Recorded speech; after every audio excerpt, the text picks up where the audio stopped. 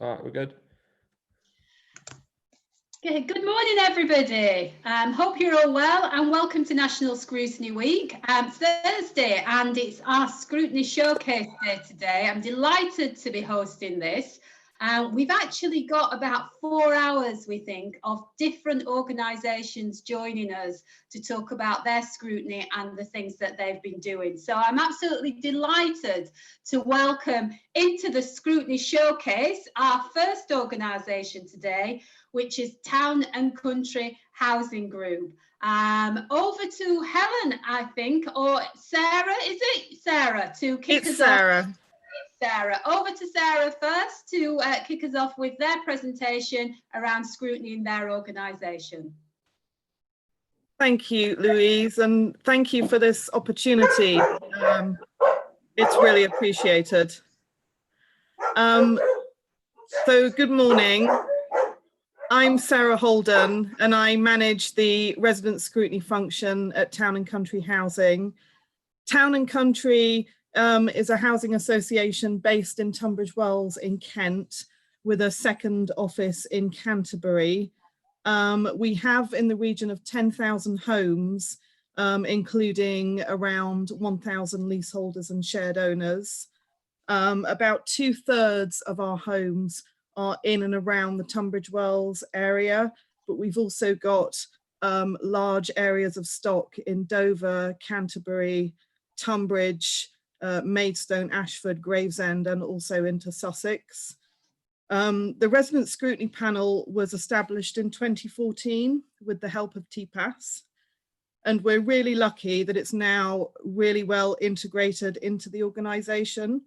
And it's equally well regarded by our board, who the panel report directly into to make their improvement recommendations following each of their reviews. I'm so lucky in my job because we've got 10 fantastic members and they all bring individual skills, qualities and different perspectives. They come from a wide range of geographical locations, but above everything, we all share a passion to really improve services for all residents. And it's a huge privilege to be able to support and facilitate that. So I'm very grateful. And to date, the panel have completed 8 service reviews. Some of the panel members are here today, and they're going to talk more about that. And from the reviews completed, we've achieved 119 recommendations, which have been implemented, including all approved recommendations from the first 5 reviews. So just handing over now to Amanda, my colleague, who's going to talk about life in lockdown. Hi everyone, I'm Amanda and I'm the Resident Scrutiny Admin Assistant at Town and Country Housing. So our Resident Scrutiny Panel would normally meet in person approximately 10 times a year to discuss documents and processes as part of each service review. They may also undertake door knocking exercises, which is visiting residents where they live to gauge real-time feedback, and face-to-face focus groups. But just as our March meeting was about to take place, the country went into lockdown, so we could no longer get together. We did some calls with individual panel members on WhatsApp to keep communication going.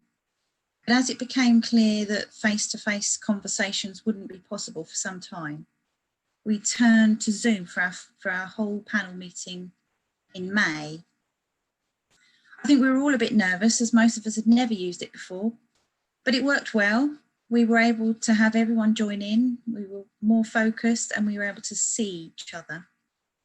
There was even the option of recording the meeting, data protection permitting, anyone whose technology failed. It worked so well, in fact, that we will look to adopt this for the majority of panel meetings once lockdown is over, enabling the scrutiny function to be more cost effective and inclusive for those whose distance and other commitments to get to our office for physical discussions would make it difficult for them. And in keeping with social distancing, an email survey and Zoom focus group were devised to gather wider resident feedback for this review. This has so far produced good results and seems like a more than acceptable alternative, with recommendations already being generated from it. There are a lot of pluses we can highlight from engaging digitally with our residents, as mentioned, not least that it is something a lot of people now come to expect. This will also enable us to recruit Scrutiny members in the future from further afield in East Kent, where we have a lot of housing stock, but as yet, no representative on the Scrutiny panel. TCH as an organisation is also focused on promoting digital services and engagement for the majority of residents as an ongoing objective. So we'll just hand over.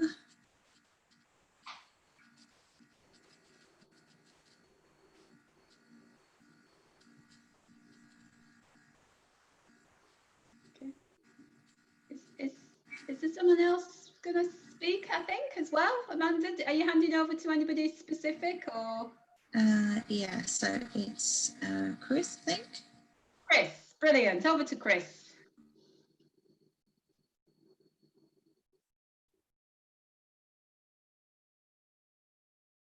Chris, can you hear us okay?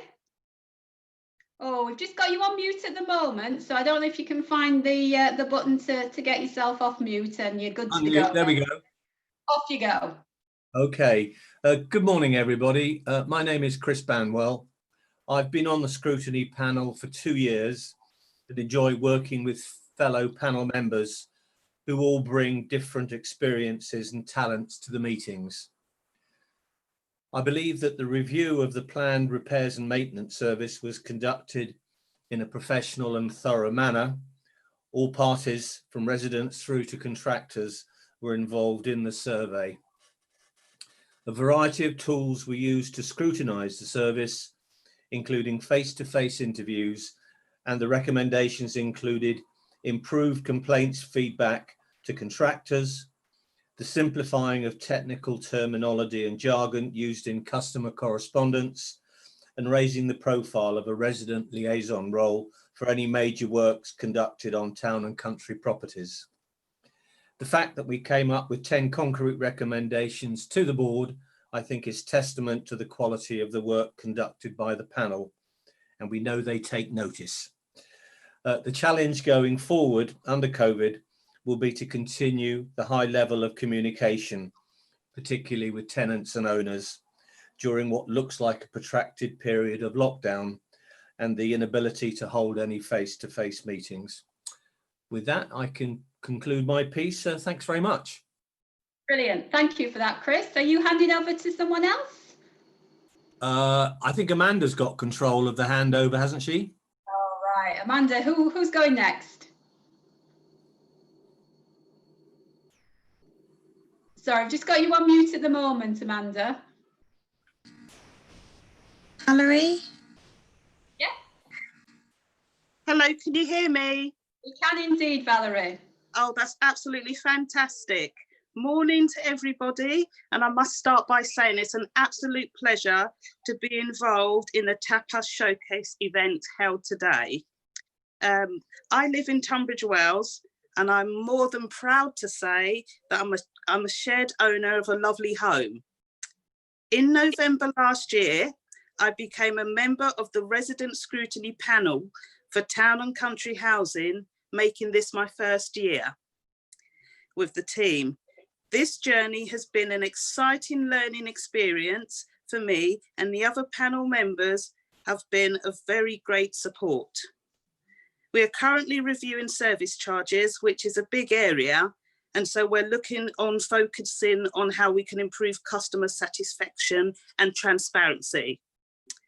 The reality check phase is going, and we've just completed a digital survey, which is absolutely brilliant, fantastic work for all of us, in order to get feedback from residents. We have received a total of over 200 responses, and we'll be inviting some respondents to take part in a digital focus group in order to explore feedback in more detail. And lastly, in October this year, the panel will make their service improvement recommendations to board. Thank you very much. That's brilliant. Okay, Amanda, who are we going to next? We're going to Fran next. Brilliant. Yeah.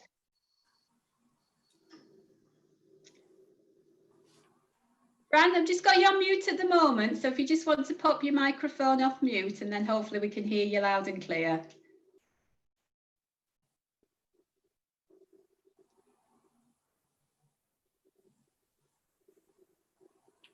No, not quite. Have another go. Sometimes it doesn't always work first time, does it? How you doing? We're all getting used to this world of Zoom. Can you hear me? Yes, we Yeah. can. Yes. Yeah.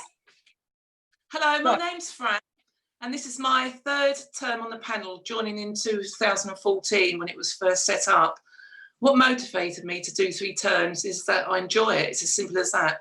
It's interesting and a positive activity which aims to develop harmony between provider and tenant. It also has an element of detective work, which I love. I found that the skills I've developed through Scrutiny come into use in everyday events and situations. I challenge things more, stay more neutral until I have all the facts about something, and have even applied these skills, which resulted in arrest. When things go back to normal, I hope to do a mystery shopping course with TPAS. Our last review, late in 2019, was of the leaseholders and shared owners service. We chose this service as all other reviews were tenants focused. To gather evidence, we looked at all the information given to this group through Love Living Homes, an arm of Town and Country Housing, which deals with the sales. We looked at the types of questions and problems they were communicating. We done a digital survey and lots of door knocking. A picture was evolving that this group did not feel included or heard. We made recommendations to the board, including better consultation and involvement opportunities. And as a result of the review, the panel recruited 2 shared owners, one of which is here today, Valerie. Thank you for listening. Fantastic. Brilliant. I think we've heard from everybody now from Town and Country. And can I say, it's been an absolute delight to have you along. You know, great to see so many of you here today celebrating all the good stuff in terms of Scrutiny in your organisation. Thank you for showcasing it with us. Enjoy the rest of Scrutiny Week. Hopefully you can watch yourselves back on YouTube and see how fantastic you were. Thank you again. And we're going to move on now to our next organisation who are going to showcase next. Bye, everyone. Bye. Thank you. Bye. Bye. Bye. Bye, everyone. Thank you. Bye. You're welcome. Bye. Okay, so we've got 15-minute slots that are going to be coming up. I'm delighted next to be welcoming Hull City Council. So we've got a couple of, I think, scrutineers from Hull City Council who are going to showcase what they do at Hull, and I know they do some fantastic stuff. So I'm really looking forward to hearing from Nev, and I'm really looking forward to hearing from Anne as well. So hopefully we'll get those on this screen very soon, and we will be good to go. Are we expecting Anne? Is Anne in the waiting room, or is she? I've got Paul Evans. Nev, can you just confirm who's coming in with you, please? I've got Paul Evans and somebody on a Galaxy Tab. I'm assuming that may be Anne, is it? Enrique should due to come on. Have we got the right Anne? Don't Enrique worry, from Hull. Yeah, if we can't get her, I know that Nev's got plenty to say. Oh, we've got Anne with us. Brilliant, Anne. I think you fooled us all being called Galaxy Tab. That's quite a trendy name, actually, that, isn't it? Galaxy Tab. I like that. So what we're going to do then is we're going to hand over to Hull City Council. Nev, are you all right to go first? Oh, I think Anne will go first. Okay.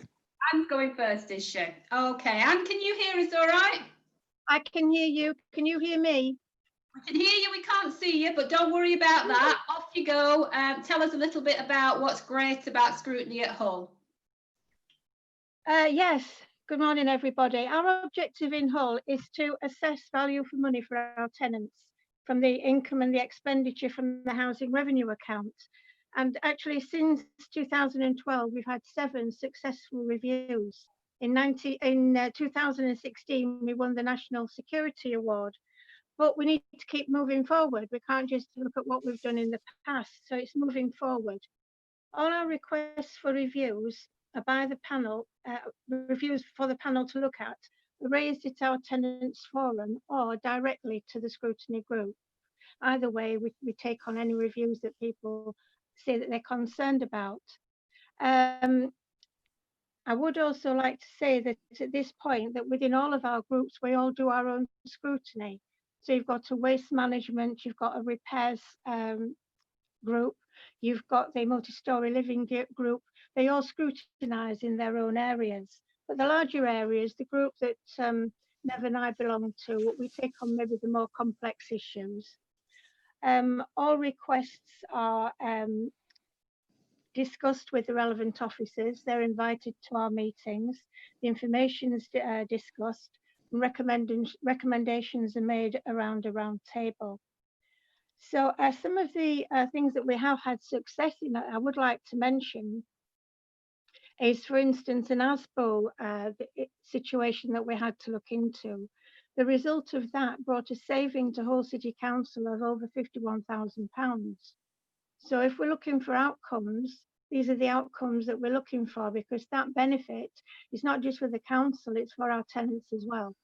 And that is what we're looking at, is the best practice and best value for money for our tenants. So that was really a good success. We've also looked into our Kingston Works Limited, who look after our repairs. And we've sent a list of recommendations to them also as to what we feel that could be put into place to make things easier on our tenants when booking repairs. Also, we had the Norfolk Property Services. They look after our buildings. And we did a section on scrutiny for them also, along with recommendations. The other successful one that we had was our customer services, where we looked at our call centre and put recommendations forward for reducing the time waiting online or on the telephone. The savings for that was over £75,000. So again, it was an outcome. And these are the things that we feel motivated by and positive to take on other challenges. Because at the end of the day, that's what scrutiny is. It's a bit of a challenge. And sometimes you don't know which way to go first. But finally, when through discussions and involving other people and heads of departments, we finally get there. The fact that we make recommendations isn't the end of it. We have to go back and check that these recommendations have been carried out, because we might be told that yes, they have been accepted, but it's only by going back and reviewing that particular subject that we find out what actually has happened, and not be afraid to ask questions why if it's not being done. And actually that point was brought out in a question and answer session with the MP Clive Betts. He's from the Government Select Scrutiny Committee. And he said that is one of the most important things of scrutiny, to follow up and keep following up. And don't be fobbed off by just what they think you want to hear. Get the answers that you require. So I thought that was quite an encouraging thing that he backed that way of going forward. Also, an extremely successful result that we had, and it took a long time to get this result, but when it did, it has saved the council over £200,000 per year. And that was with our laundry services in our multi-storey blocks. We wanted to do away with the cash handling, both for the tenants' benefit and for the benefit of our caretakers. And so a scheme was developed. It had to, as I say, it took quite a couple of years or so to kind of get into place. And now we've got a cash-free system where all you need to do is use a swipe card, and you're into using either our dryer or our washing machine or our dryer. So that was a really successful result that we had there. But Nev's going to talk to you about another result that we had as well. So I'll hand over to him. Didn't you do well? Didn't you do well? Have you got me on camera now that I've finished? Yes, we have, yes. Nice to see you there, Anne. Louise, we'll have to stop meeting like this. I know. Good to have you, Nev, and good to hear from you, definitely. Mainly, it was council security. Scrutiny. I'll get it right in a minute. All right. They invited us, and we do actually meet them now, or we did pre-COVID, every quarter. And we send our paperwork through what we've been doing over the last 3 months. We're invited to sit at a full scrutiny meeting. We don't say anything, right? We sit there all the time. It's nice to see other departments on the spot, you know, like the police and all the rest of it. And there's some challenging questions from your councillors. When they get to us, we're always on last. We have a free-for-all because all the councillors start asking us, how did he get on with that one? You know, what did he find right? All the rest of it. Did he find any stumbling blocks? They're always there. If we find a big block we can't get rid of, we can't get our heads round, it's nice to know that we can speak to their chair and they can lend some weight to it, you know what I mean? The good thing about it is, more than anything, is you're meeting a broader outline of councillors. We all have to see our neighbourhood and communities portfolio, your housing portfolio, but there you're seeing a mixture of Hull City Council, mixed politics, if you know what I mean, different persuasion, shall we call it, for a better word. So the more you see, their scrutiny, the members of the scrutiny change virtually every year. You know, different people come on. The more we get to see, the broader the outline we're dealing with the whole council. And we're not so much revered, shall I say, as we might have been with people that didn't know what we did. So to us, we quickly realised we was made more than welcome. That's all I wish to say. Brilliant. Again, fantastic from Hull. What I love that you do so well is you sort of demonstrate the outcomes and the difference that you've made, and you took us through some fantastic sort of examples there. But what you also do, and Nev's done that, is draw out how important the culture is and getting those relationships and that trust and the rapport right. Because I guess without that, you won't get the stuff, you know, that you've done coming through and the big achievements that you've actually made. So I think Hull's a fantastic example. You know, fair play to you, and you know, congratulations really on the successful scrutiny that you've been doing there. It's been an absolute pleasure to listen to it throughout this week. So anything else you want to have? You've got you've got a bit more time, so do you want to throw anything else in there? Oh, just got you on mute at the moment, Anne. Sorry. Okay. Yeah, got you. Just something else that Clive Betts suggested was in scrutiny is if you don't get the right answer or the answer that you're really looking for, try a different way of asking the question. There's more than one way of asking a question to draw out the information that you really do need. And I thought that was quite a good suggestion, because at the end of the day, we have had it drummed into us so much that whatever we do for it to be of benefit both to the council and the tenant, we have got to have an outcome. It can't just be words, it's got to be action, and it's got to be followed through. And as I mentioned before, it's not being frightened of approaching what you might think is going to be a stumbling block. Just move ahead. And surprisingly, we do get through by being honest, I think, as well. Being honest with the people that we're talking to, particularly on an officer's level. And then we expect them to respond in the same way, so that there's transparency throughout everything that we're doing, and anybody at any time can check at what level we're at and how we're going about whatever we're doing, whatever subject we are discussing. So that's all I've got to say for now. Thank you. Again, really important point, and around scrutiny and the scrutiny panel itself, or the group, or the scrutiny that's been done, being open and transparent, so people can see exactly, you know, why you've chosen topics, why you're doing what you're doing. That openness, again, is really important, and it's great that Hull, again, have embedded that within their scrutiny process. So, so fair play to it. So you two, tell me, how long you've been involved in scrutiny? Nev, how long have you been doing it? Do you remember? just over a year actually. Over a year. Maybe a bit longer. I've been involved in forum quite a lot, you know what I mean? But there was a stage where I was actually invited to go on to Scrutiny.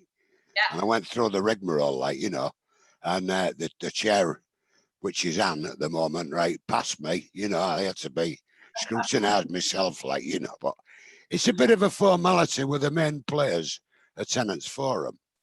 Yeah. The only thing I'd mention to everybody is don't take anything for granted when you see something, right? And you will always find you're there to challenge. You'll always find the main office management, the senior office management, they're usually quite good. Your middle management are always reluctant to change. That is your biggest problem. Change the way they do something. They don't realise it might save them money. This is the biggest problem, is getting the middle management to change. That's all I've got to say. Thank you. Brilliant. Interesting challenge there for middle management from Nev from Hull. So, Anne, how long have you been doing it for, Scrutiny? Just a couple of years. I was thrown in at the deep end, actually. Our chairperson at the time was not very well and had to step down. And I think I was the only one available at the time. So it was a challenge then, right from the beginning. And I've been learning all the way through. I think we learn from every case that we deal with. And you learn different approaches as well. But I think the good rapport that we have built with our officers in different sections of the field has been remarkable, because we do get a lot of support. And at one time, the officers used to be a bit wary of being invited to our meetings, you know, wondering what we were going to be like, kind of thing. But now it's fine. We can just speak normally and without anything held back. And at the end of the day, as I keep saying, we want results, and we want it for everybody, a good result at the end of the day. Brilliant. Thanks for that, Anne. We've just got a minute or two left before your showcase spot ends, and Nev's waving at me. So should we let him have the last word, Anne, do you reckon? Yeah, he always does. He always has the last word. Fair enough. Nev, over to you. I usually say to people when we meet officers, but particular departments, say what you like to us, call us what you like. Say what you like behind our backs. Don't lie to us. We've got thousands of spies. Literally thousands. We've got more than Joe Stalin. Brilliant. Okay, I just again want to say a big thanks to both of you. I mean, I know you've been really involved with Scrutiny Week, and you've done some fantastic stuff for us this week, and you continue to do the fantastic stuff in Hull as well. So thank you for showcasing your stuff today. Enjoy the rest of Scrutiny Week, and do keep in touch. And I hope again I'll see you very soon. So thanks, guys, and that's Hull City Council. Thanks, guys. Bye. Bye. Bye. Okay, brilliant. Great to hear from Hull, and also before from Town and Country. I'm delighted next we're going to be hearing from PA Housing, and I'm also delighted to be able to welcome Joan and Simon to the showcase scrutiny session. Joan's had a busy morning, I know already, so it's great that she's joined us. And Simon as well has been involved in stuff this week as well. So I'm going to hand over to yourselves. This is your 15 minutes to hopefully tell everybody about your scrutiny at PA Housing. So I'm not sure who's going first. I'm going to kick off. Yeah. You. Right. Thanks, Louise. And thank you for the chance to talk this through for a few minutes.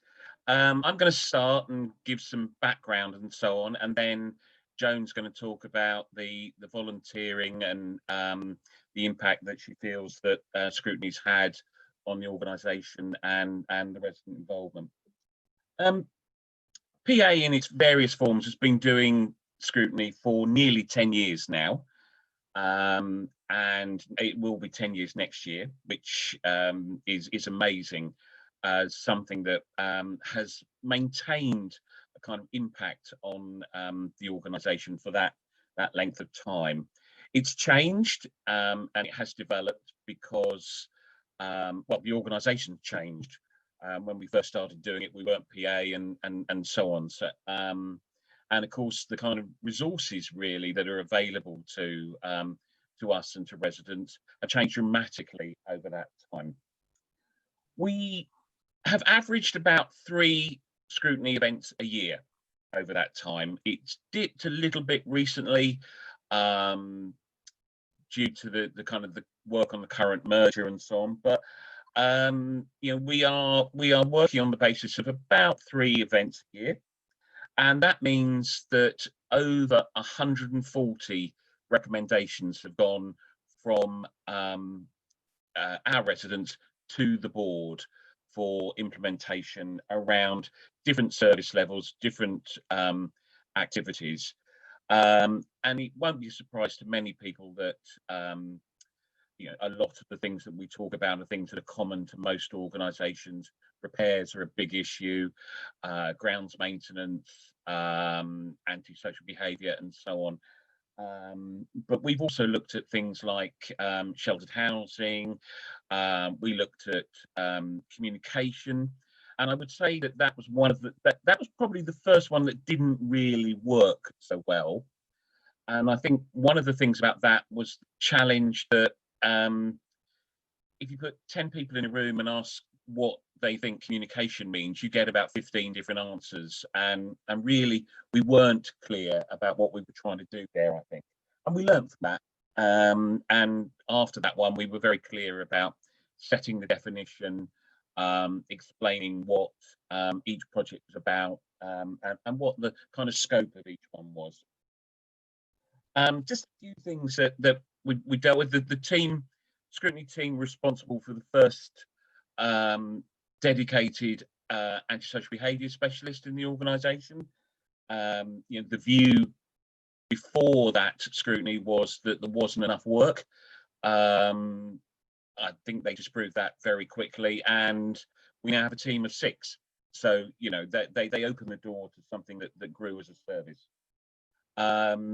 Our handyman service came out of a scrutiny review on providing small-scale repairs, and it's still the only bit of the organisation that gets 100% satisfaction rate from its work each time it's reviewed. New telephone system brought in, which has opened up you know, the ability for people to reach the organisation, and new tech about callbacks and all the things that we can do now. And a lot of work post-Grenfell around fire compliancy, making sure that the organisation was clear about what messages it was sending out to residents. My own view is that you know, our scrutiny's done a lot of good work about services, but it's also helped change the attitude in the organisation to residents, and residents being in the building. And I think that you know, a lot of the softer issues get dealt with through scrutiny as well. Right back in the early days, you know, the first team of volunteers looked at our reception, how that was laid out, how welcoming it was, whether there was things for kids to do, all the kind of things that you'd expect really now, and we brought those changes in, and reception is much better for it. Notice boards, you know, a small thing really, but we're an organisation with something like 300 different sites, and the view was that notice boards are still an important part of the process, despite social media and so on. And so we had a programme for delivering notice boards, really quite simple, and that's now used by tenant groups, local housing staff, cleaning contractors and so on. So there's a way of making sure people are aware of the kind of service levels that they're supposed to get.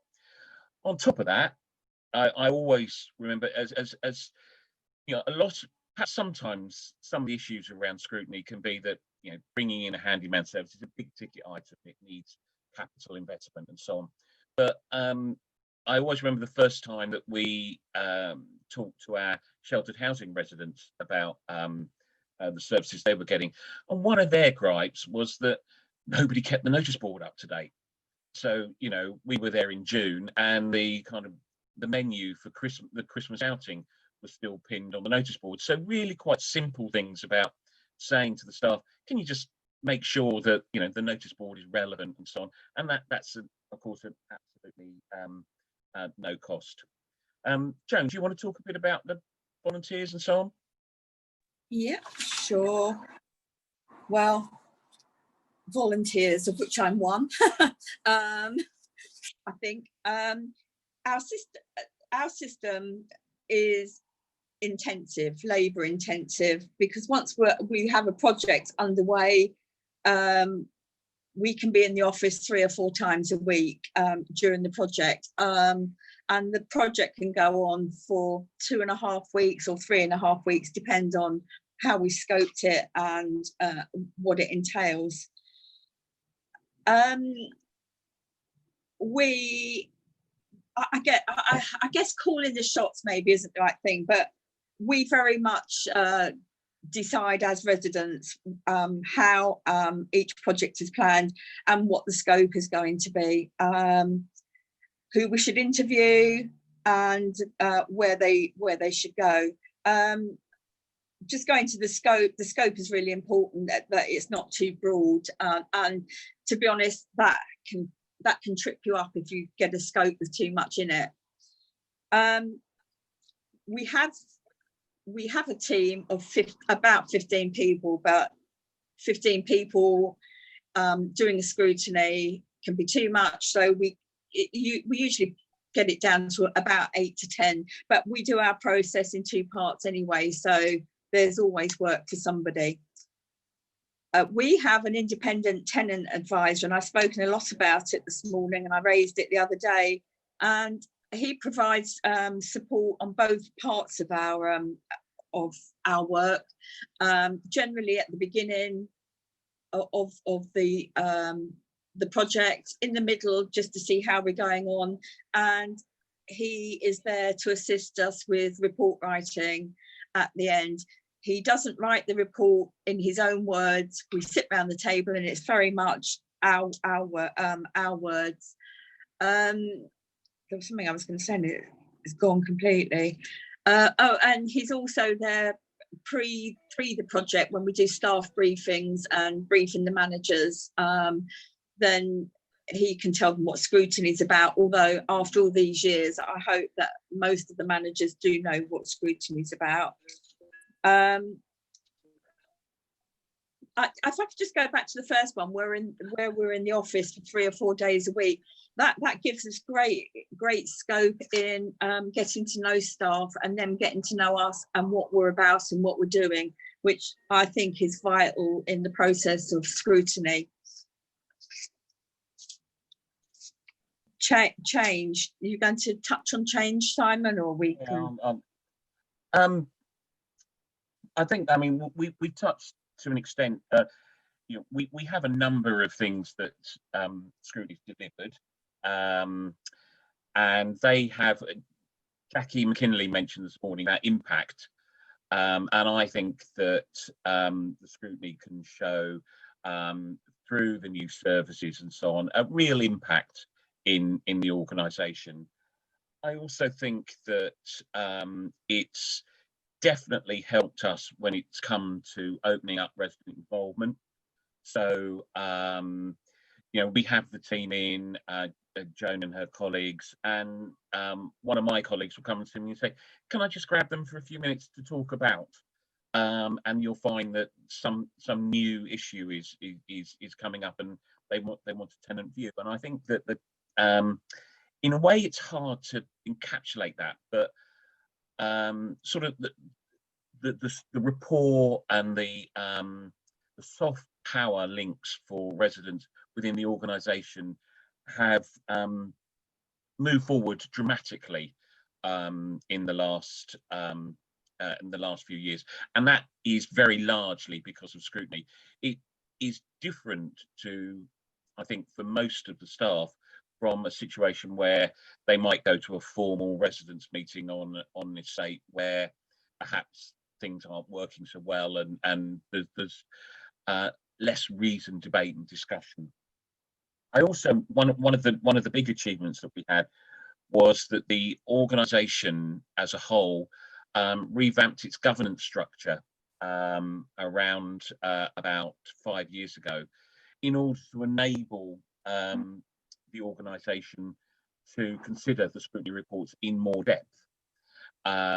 We now have what's called a Customer Services Committee, and the main remit of that group is to look at scrutiny and to ensure that the organisation is delivering on the recommendations that are in the resolution report. And one of the challenges we sometimes have is ensuring that recommendations get delivered within the time frame that's agreed. You know, events and so on get in the way, and sometimes managers take their eye off the ball. But our residents are really good at making sure that we come back, and every 3 months we look at recommendations so we can test, you know, if something's gone astray or they're not getting the reports that they want, and so on. I'd just say something. Oh, sorry, go on, Joan. And that's what doing Zoom sessions over the summer has helped us with. Catch up, rather than do a scrutiny, we're catching up with action plans and putting our scrutiny reports onto the website for residents or tenants at large to see. We've clipped them down a bit, but the full report is always available for them to see, and that's the ongoing work that we're doing currently. Yeah, absolutely. Absolutely. I think scrutiny for us has also helped with the geography. We've gone, we've become quite a widespread organisation now, and while people living in different areas often usually have different issues locally that get them excited, the provision of the services and so on is a common thing, and so it helps us to bring residents together. Joan's kind of touched on the fact that we've been busy over the summer with, no, that's absolutely fine, with digital meetings and keeping scrutiny going. We are this September going to do our first digital only scrutiny, which will be interesting. I put on my notes, should be okay, and I'm sure it will be, but we'll test how that goes in September.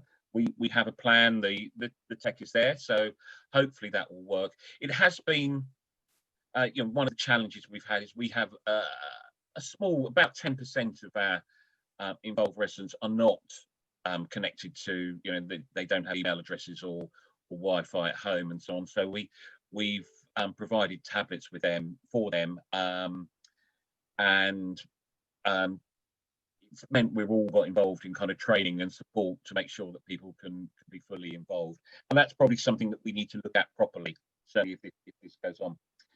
I would say that the other issue obviously is recruitment.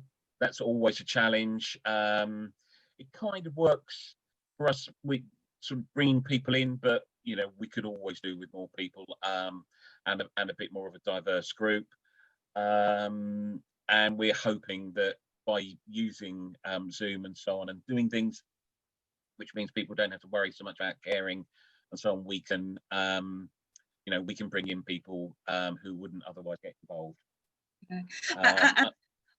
We're quite happy, aren't we, for people to come and observe the process of scrutiny to see if that is what they like. Yeah.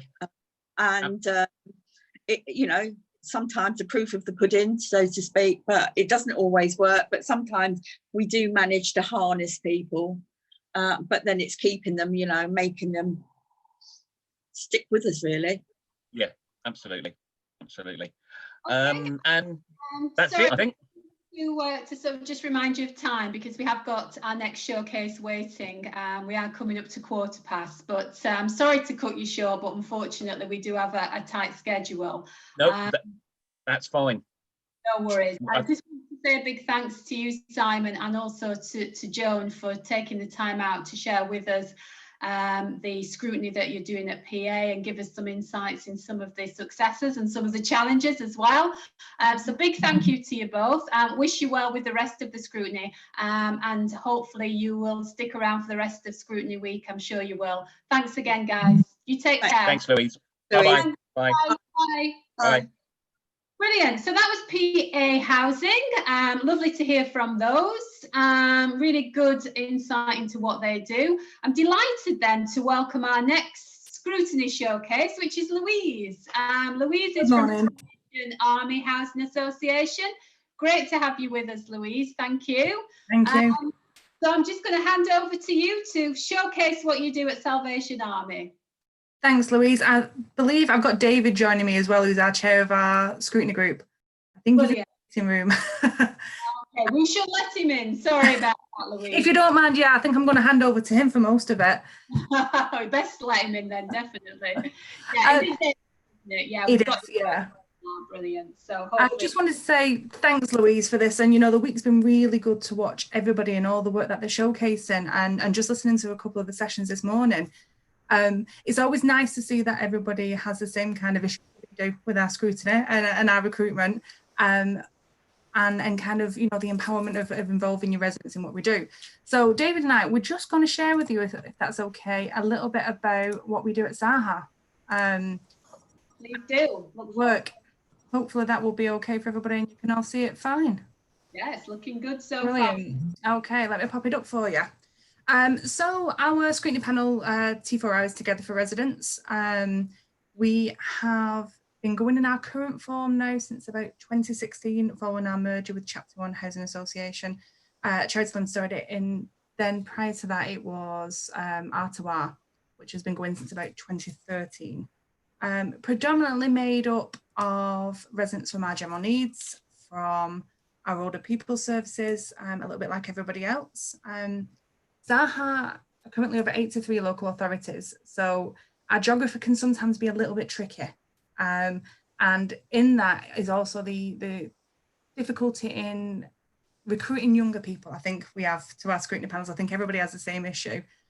We have a lot of directly managed services here at Zaha, and we do tend to get buy-in from them. They'll come for a couple of meetings, but again, because of the nature of the services they live in, they'll leave after a couple of sessions. So to try and mitigate that, what we do is we'll go and do scrutiny sessions at the services. We'll go and do like mini scrutiny sessions and feed that back into the panel.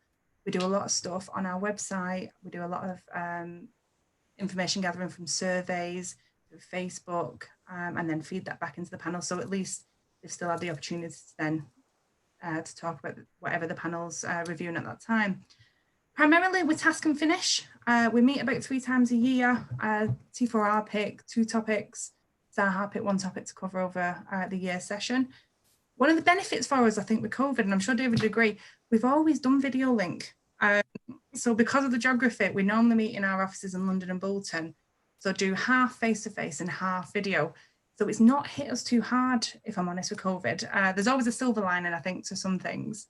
I mean, in the past, we've even had to Skype people in on screens while we've been doing video link. I will say one of the benefits, I'm sure David will back me up, is that we're using Teams at the moment. So we're able to create a Teams environment within our own Zaha environment, so we can share the documents more easily.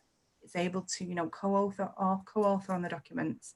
And then just being able to have that regular kind of catch up, whereas before we didn't have it as much.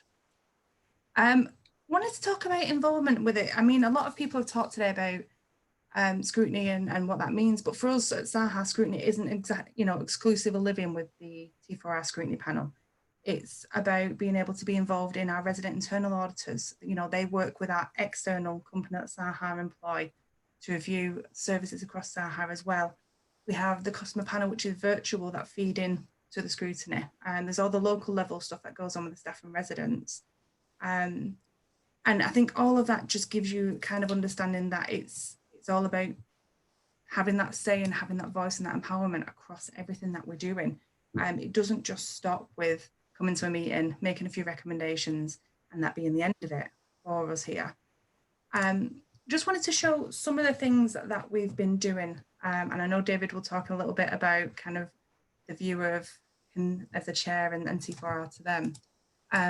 But some of the extra things we've been working on are the importance of involvement with our staff and getting staff to understand what involvement means, what scrutiny means, getting them to get more buy-in and really get involved and come to meetings. So we both could produce newsletters slightly varying. So David has created the wonderful newsletter on the right, the Scrutiny Panel newsletter, that goes out to residents, that goes out to the Scrutiny Panel, and the Customer Insight team created the version on the left, which is for staff again, just to give everybody else who might not have been invited to a meeting at that point an update what's going on, why we're doing it, what we're looking at, when did we meet. You know, if you want to get involved, come to a meeting. I think David, you'll agree as well, it's more having people saying, yes, I want to come than no at the moment, isn't it? Which is always brilliant to see. Yeah, it's always good. Yeah, yeah, they kind of push us down for it, don't they? yeah. And the same with that in the induction as well. And I know we've covered this in a previous session, Louise. For us, it's about having staff, as soon as they start coming in, what does involvement mean? What does scrutiny mean? Why do we do it? And the Customer Insight team are an integral part of the staff induction to make sure that from, you know, the work that you do as a support worker up into being a director, being in the back office as a people team, everything you do impacts on our residents, and they have the right and the opportunity to scrutinise the work that you do and what we do. This is one of our new things, a pledge card, which is talking about what staff do, what they're going to do better for the residents. We're just going to pop on a little bit about successes, and it was lovely to see before with the previous presentations that, you know, the real impacts of what scrutiny does, how you can show what you're doing as a group and the differences that it makes. So I just wanted to talk a few things that we've done. So one of our void to void inspections that we did was looking at the process of handing your keys in to the new person, what happens in between. And one of the big things that we noticed is that we'd stop the pre-void inspection prior to the repairs going in, which has a massive impact on the value of money saving from the contractor. If you can get residents to look at the work that they need to be doing before they move out, it helps save money in the long term. We've introduced project pots of money across the association. These are small amounts of money that residents can apply for as community groups to then look at, you know, a project in the local area that will benefit the residents that live there. And to coincide with this, we also have our resident awards, which is a little bit of giving back to our residents to say, you know, good job, thank you for doing whatever you're doing in your local area. It's important and we appreciate it. We've currently got a large scale review of our local offer going on, following on from our last consumer standard review with T4R. And that's looking at two major things for SAHA, you know, asking our residents what services you'd like from SAHA and how you'd like us to deliver these, getting really to the nicks of the issues of what's going on locally and also nationally for SAHA, and looking and working with our residents to see what we can deliver and how we're going to deliver it, but also most importantly, how SAHA can be held accountable by our residents for getting this right again. I'm going to hand over to David now because I appreciate I've done a lot of talking. That's really good. Okay, thanks Louise, and good afternoon. Anyway, I just want to talk about the next item on this where it says real and meaningful interaction with the SAHA board. And from my point of view, I'm a resident of SAHA and obviously the board chair, the chair of the T4R at the moment. One of the things that I found is extremely valuable is being able to present our findings and recommendations to the board face to face, because it's a huge boost for being able to interact. They can ask questions, they can get, I think, a sort of an essence of the passion that we believe we put into the actual recommendations and why we've done it, and etc. And it's really good, and we get some really good feedback from the board over the work that we've done, which I think is a huge boost to everybody. No, absolutely agree with that, David. I think one of the really positive things with SAHA when we first started Scrutiny back in 2013 was that the board wanted to be able to come to board meetings, do that face-to-face interaction, so you're able to challenge straight to the board with your recommendations, and also, you know, able to give you your understanding, your reasoning behind it. And I've been quite lucky, haven't we, David, that the board have pretty much agreed most of the recommendations that we've did. You know, there's a lot of work then that goes on with the middle management to be able to make sure this is implemented across SAHA. What I mentioned before about the staff induction, and I was saying one of the things I always start with staff induction is telling everybody that I think I have with my team the best job at Saha. There's nothing more than I love being able to sit with our group and, you know, look at something that doesn't quite work as it should do, and then make the recommendations to make it work better. You know, this is what we're here for. We're here to look at our services. We're here to look at the projects that we run and make everybody's lives better. One of the things, I know we'll both cover this, David, but kind of the growth of the group. I think impacting on that is the scrutiny is brilliant. And it, like I said, you know, be able to have them evidence, the hard evidence of you've been able to come in and change a service is fantastic. I think for me, one of the biggest boosts is seeing the difference in the people who come in our scrutiny group, whether you come for a meeting, whether you come from, you know, a couple of years and stay with the group, is you can see that growth of them. You know, we've got a couple of members, and I'm sure, I won't name her, but I'm sure she's watching and she won't mind me saying, the difference in her confidence from being able to barely talk at a meeting. And now, you know, she stood up last year at our Saha at 60 celebrations along with David and presented to a room of hundreds of people about her story, about what she does at Saha. I couldn't do that. You know, I'm a little bit nervous being on this web chat. I couldn't stand up in front of hundreds of people and then say, you know, this is Louise and this is what I do. And, you know, we've got members who aren't technologically savvy. Sorry, I can't say that word. And I think, you know, they mentioned it in the previous presentation that some of our residents struggle to get online. Some of our residents don't have the ability. And T4R have just seemed to have like gone, nope, it's fine. You know, we can do this. If I can't figure it out now, we'll work together and we can get, you know, we can get it sorted. And for me, that's the biggest part of scrutiny, if I'm honest. It's seeing that change in the people and what they do. I don't know if you would agree with me on that or not, David.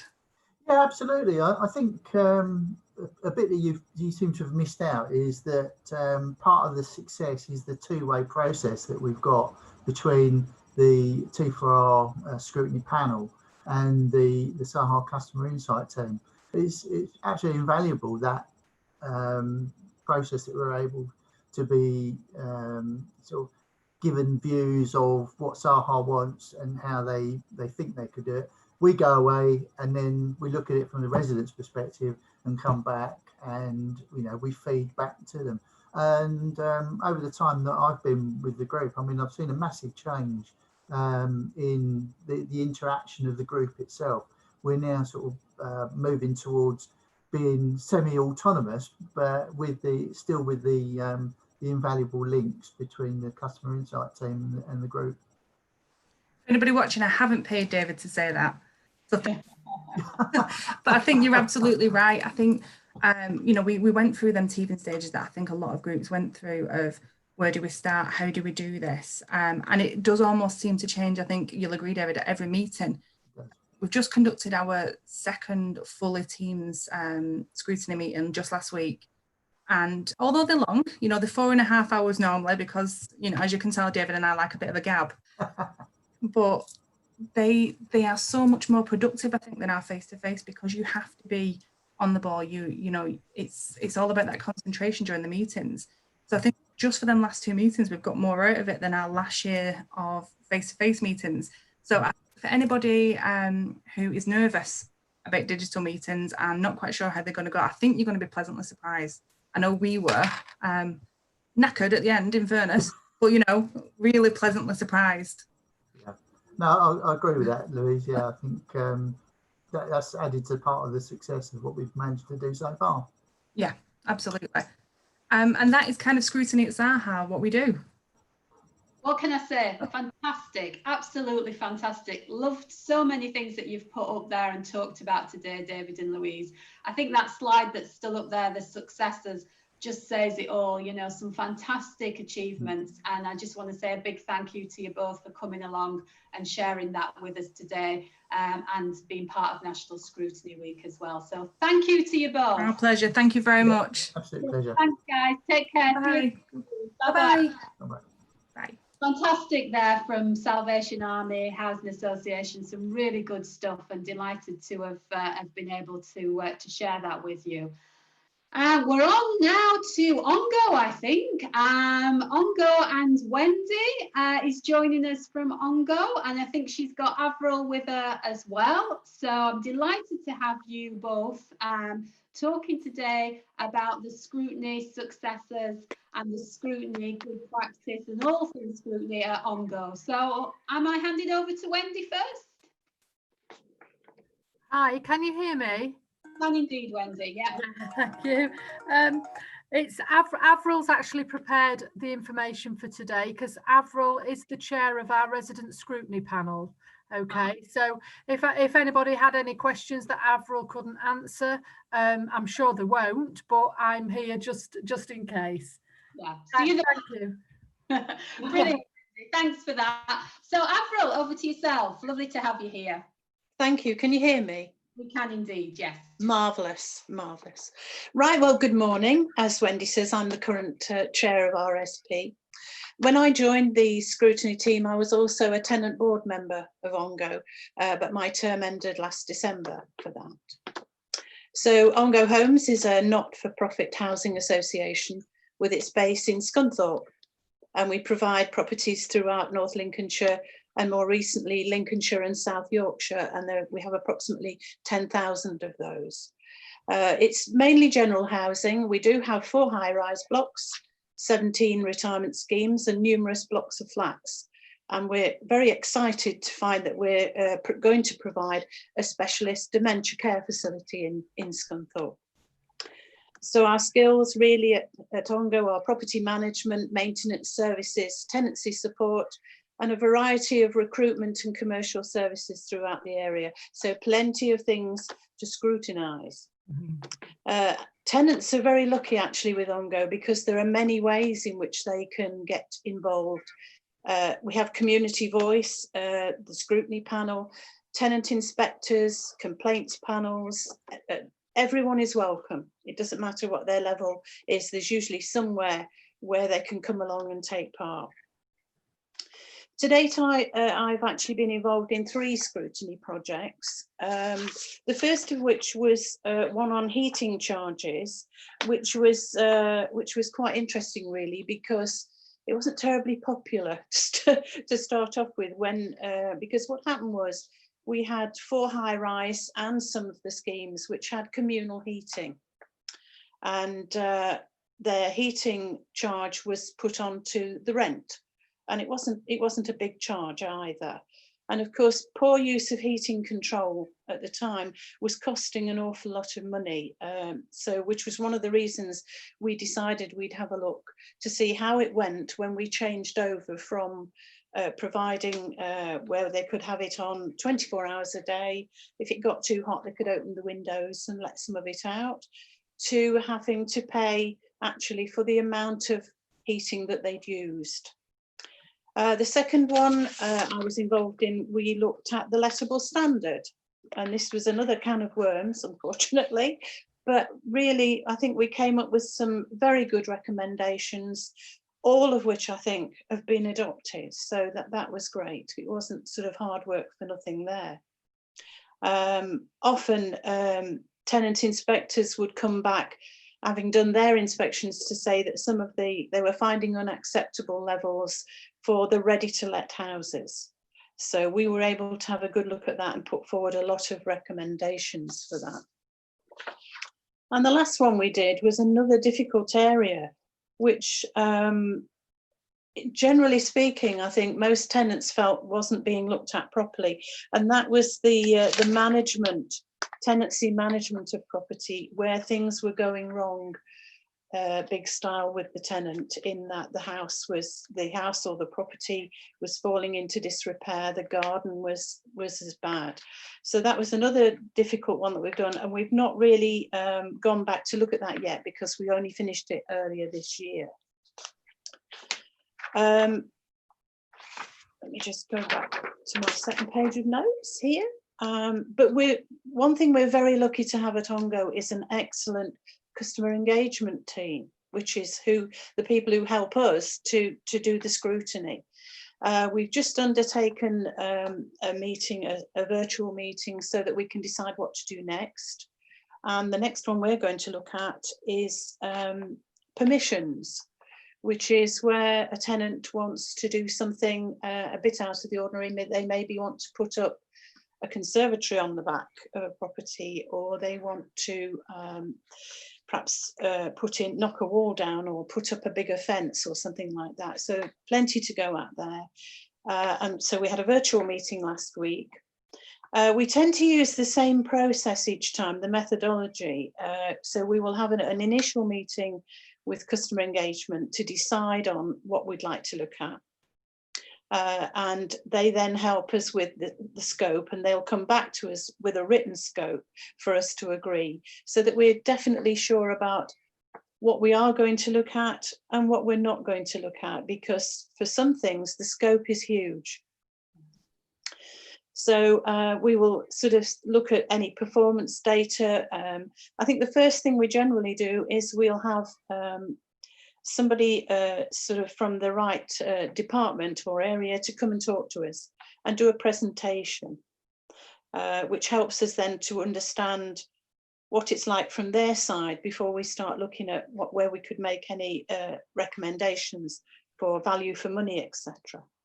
We certainly are very lucky in that we're always given lots of financial information on costs, and so that we can really get to grips with what's going on. Between us, we sort of divide up who's going to look at what online. We do research, we look at what other people have been doing, any other scrutinies that we can look at where somebody's looked at the same thing. We then start to prepare the report with a lot of assistance from customer engagement, and it's then submitted to the senior leadership team and eventually presented to the community voice members for discussion and approval. In relation to the recruitment of scrutiny members, and we are struggling at the moment, there's 3 of us at the minute on the team, and it's always a bit of a struggle to get people to come along and join us. So we advertise in our Ongo Tenants magazine, we advertise on the website, and on a dedicated Tenant Ongo Facebook page. We aim to get the right participation level for the panel, because we want them to be as independent as possible, so able to use IT and to do some research, and all our other structures of involvement are more accessible if they can't do that. Scrutiny members, if needed, will be supported and enabled to carry out work, so they might not have the right piece of equipment, so a laptop will be provided, and in some cases where internet's poor, that's sorted out for them as well, and they help to, so they can really get involved, particularly now that we're struggling because meetings are not going ahead and we're all doing virtual meetings. Previously, Scrutiny used to present reports direct to the board, but our board has delegated all customer-facing operational policies, etc., to Community Voice, and they are now simply strategic on the main board. This means really that tenant members of RSP propose any changes and produce evidence to convince other tenants in Community Voice to approve them. And Community Voice, again, is such a vibrant area. We must have 20 to 30 people who meet on a monthly basis, and heads of service come to present everything to them first for approval. So we've had a break, like most of the other RSP teams, I expect, since March due to COVID-19. It's difficult for some people are not IT savvy, some people struggle with as I say, with equipment, but we're getting better at it. We've persevered. We forget to turn mute off and many times, and is it not the usual thing now? If somebody say you're on mute. We're getting there. We're getting there with that. For the last couple of years, I've put together the final report, having agreed the content with the team. mainly because of a previous history of my career, I'm very used to report writing. So we sort of get it all down, what we want to say, and then I knock it into some sort of shape. And then the drafts goes back to them and they say yes or no. And then customer engagement sort it out for publication. So really, unless you've got anybody wanting to ask me anything else, or you want to talk to Wendy, that's really it from me.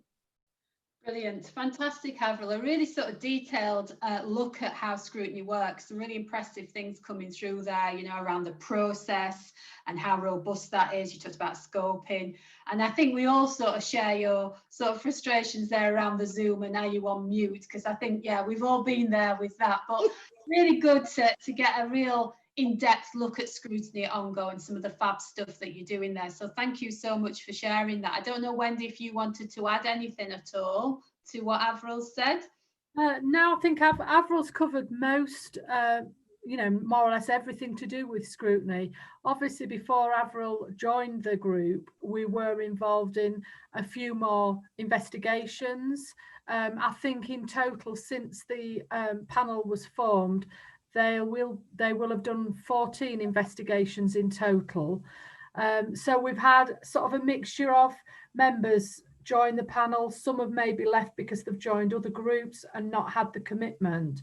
So at the moment, we have been working with newer members as well over the past couple of years, and looking, we've got another 2 new members who are on with wanting to join within the next few weeks. So all positive in that way. As you know, it can be difficult to recruit, to have people with the right level of skills for this kind of panel, but we're doing a lot of work out there.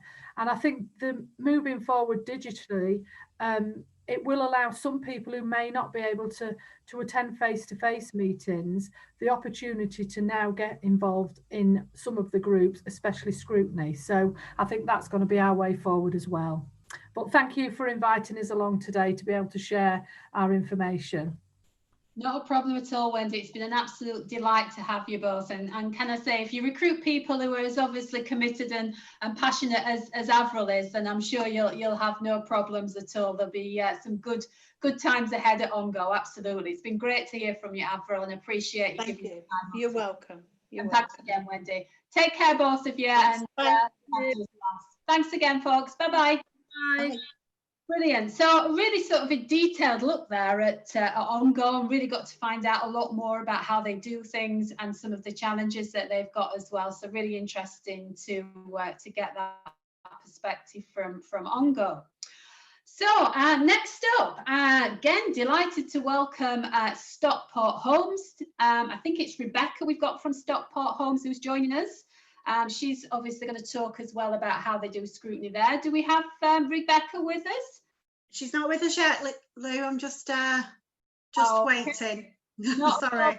Not a problem. I don't think she's been delayed on the train or anything like that. But hopefully she may join us shortly. She could be having some connectivity problems maybe. But Stockport Homes are an arm's length management organisation, so I think it'll be interesting to get a perspective on how scrutiny works there. Clearly a different setup than what we've been doing so far from councils and housing associations. So, oh, brilliant. We seem to have got a couple of people joining us. Is it Johnny that we've got with us? Not sure. On behalf of Stockport Homes. Brilliant. Oh, welcome to yourselves. Don't know if you want to introduce yourselves, and then it's over to you to tell us a bit about your scrutiny at Stockport Homes. So I'll leave it to pass you over to Sandra Coling. Hello, hi, I'm Sandra Coling. I'm the Assistant Chief Exec of Stockport Homes, and I'm delighted to present a bit of a sort of an overview of our customer scrutiny panel. I'm joined by Bob McGovern and Pam Hunter, who are both our panel members. So I'm just going to introduce a little bit about the background of the panel, and the vast majority is going to be over to Pam and Bob to explain about the panel and sort of the wonderful things they've been doing. So if we look at the structure, I think it's really important when we set up scrutiny that it reports directly into the board. So the scrutiny panel, when they have done a review, That report goes to our operations committee, and then once a year there's an annual report that goes to our board. And that, you know, is true co-regulation. That ensures that any of their findings goes direct to the board, and officers obviously have to respond to that and the recommendations they undertake. So I'm going to hand over to Pam now, who's going to explain a little bit how the panel works, and then Bob's going to explain a couple of case studies. Hello, my name is Pam. I am on my 5th year here with Scrutiny. I'm going to tell you a little bit about our panel. Firstly, recruitment. The panel is heavily involved with the recruitment of new members. New members are recruited based on the skills and experience they can bring to our panel. Also, we consider whether they display the culture and the values of Stockport Homes. The panel is supported by a governance and scrutiny officer for administration and is supported by the independent mentor who assists us with the writing of reports, ensures that the panel is not bogged down with detail and therefore can take a more strategic view. CSP has an annual away day. There is always sessions regarding the values of Stockport Homes Group. This reinforces the panel by buying into the wider culture of the organisation. The CSP is not hierarchical. Its terms of reference allow it to run without a chair. The panel is currently operating without a chair, and the governance and scrutiny officer acts as our facilitator. Robust documentation. Robust documentation has ensured that the panel operates effectively within Stockport Homes. The panel runs on a formal basis with a membership of about half a dozen, although it could go as high as 10. It meets fortnightly. Meetings are to run with a clear agenda, circulated in advance, and involve a structured approach to planning work, carrying out research and making judgments about the evidence that's been collected. The meetings are very collaborative, characterised by open discussion and coming to a consensus on how to approach each piece of work. Clear terms of reference describe the panel's purpose, how it will work, and our members' roles. This is essential to give us, the panel, a clear identity and helps keep working on track through the course of each review. A practical code of conduct guides our members through how they should behave and they are effective in their work. This covers areas including objectivity, confidentiality, professionalism, and personal safety. Clear role descriptions of our panel members and supporting officers have been arranged by our CSP. This ensures a clear delegation of responsibility of those involved in the panel's work. Finally, our achievements. The panel has won external recognition for its work, winning Most Inspiring Scrutiny Panel Award twice, and has achieved the Quality Assurance Scrutiny Quality Remark. Most recently in 2018, when it achieved a 30 out of 30 score against the criteria. I will now pass you over to Bob, who will tell us about case studies. Hello everyone, my name is Bob McGeckin. I'm a member of the Stockport Homes panel and have been for the last 2 years. At the beginning of 2020, the CSP elected to review the Green Space Service, which hadn't been previously reviewed. Green space issues are often an area of interest for many customers because it directly involves their home areas. Therefore, the panel thought that this was an opportunity to carry out an in-depth review of the service. The objective was to evaluate the whole customer experience when it came to green space issues. Panel members reflected on their own experiences of green space issues and wanted to support improvements in the service, which would benefit both the customers and Stockport Homes, and also the green space team. The panel were initially presented with a presentation from the Green Space Manager, who explained that the panel explained to the panel the various aspects of the green space issues and how customer issues were considered. The panel then went on to carry out their own research into the service by reviewing the website and making dummy inquiries to the Green Space team. The result of the research concluded that the service which the Green Space team offered to customers was exceptional. However, there were a number of areas which were clearly requiring improvement. Overall, 11 recommendations of service improvements were made to the Green Space team. The general theme of the recommendations were relating to the improvement in how the service communicates and involves customers in its work. While some teams may be opposed to being required to make changes to their service, the Green Space team were extremely open to the idea of service improvement, seeing it as an opportunity rather than anything else. A particularly well-received recommendation was to improve online access to the service, to enable customers to easily find out information about the service and report issues. This relates to the Green Space Live section of the website being implemented, which will offer live information to customers regarding the schedule of green space activity near a customer address. This service was something that another housing organisation nearby had already implemented. This will not only provide customers with much sought after information at the touch of the button, but it will significantly decrease the number of phone calls made to the Green Space service relating to inquiries, such as when a customer's grass will next be cut. This in turn provide the Green Space team with more time to invest in continuing to deliver an excellent service. The second case study I would like to tell you about is the scrutiny of the reception service.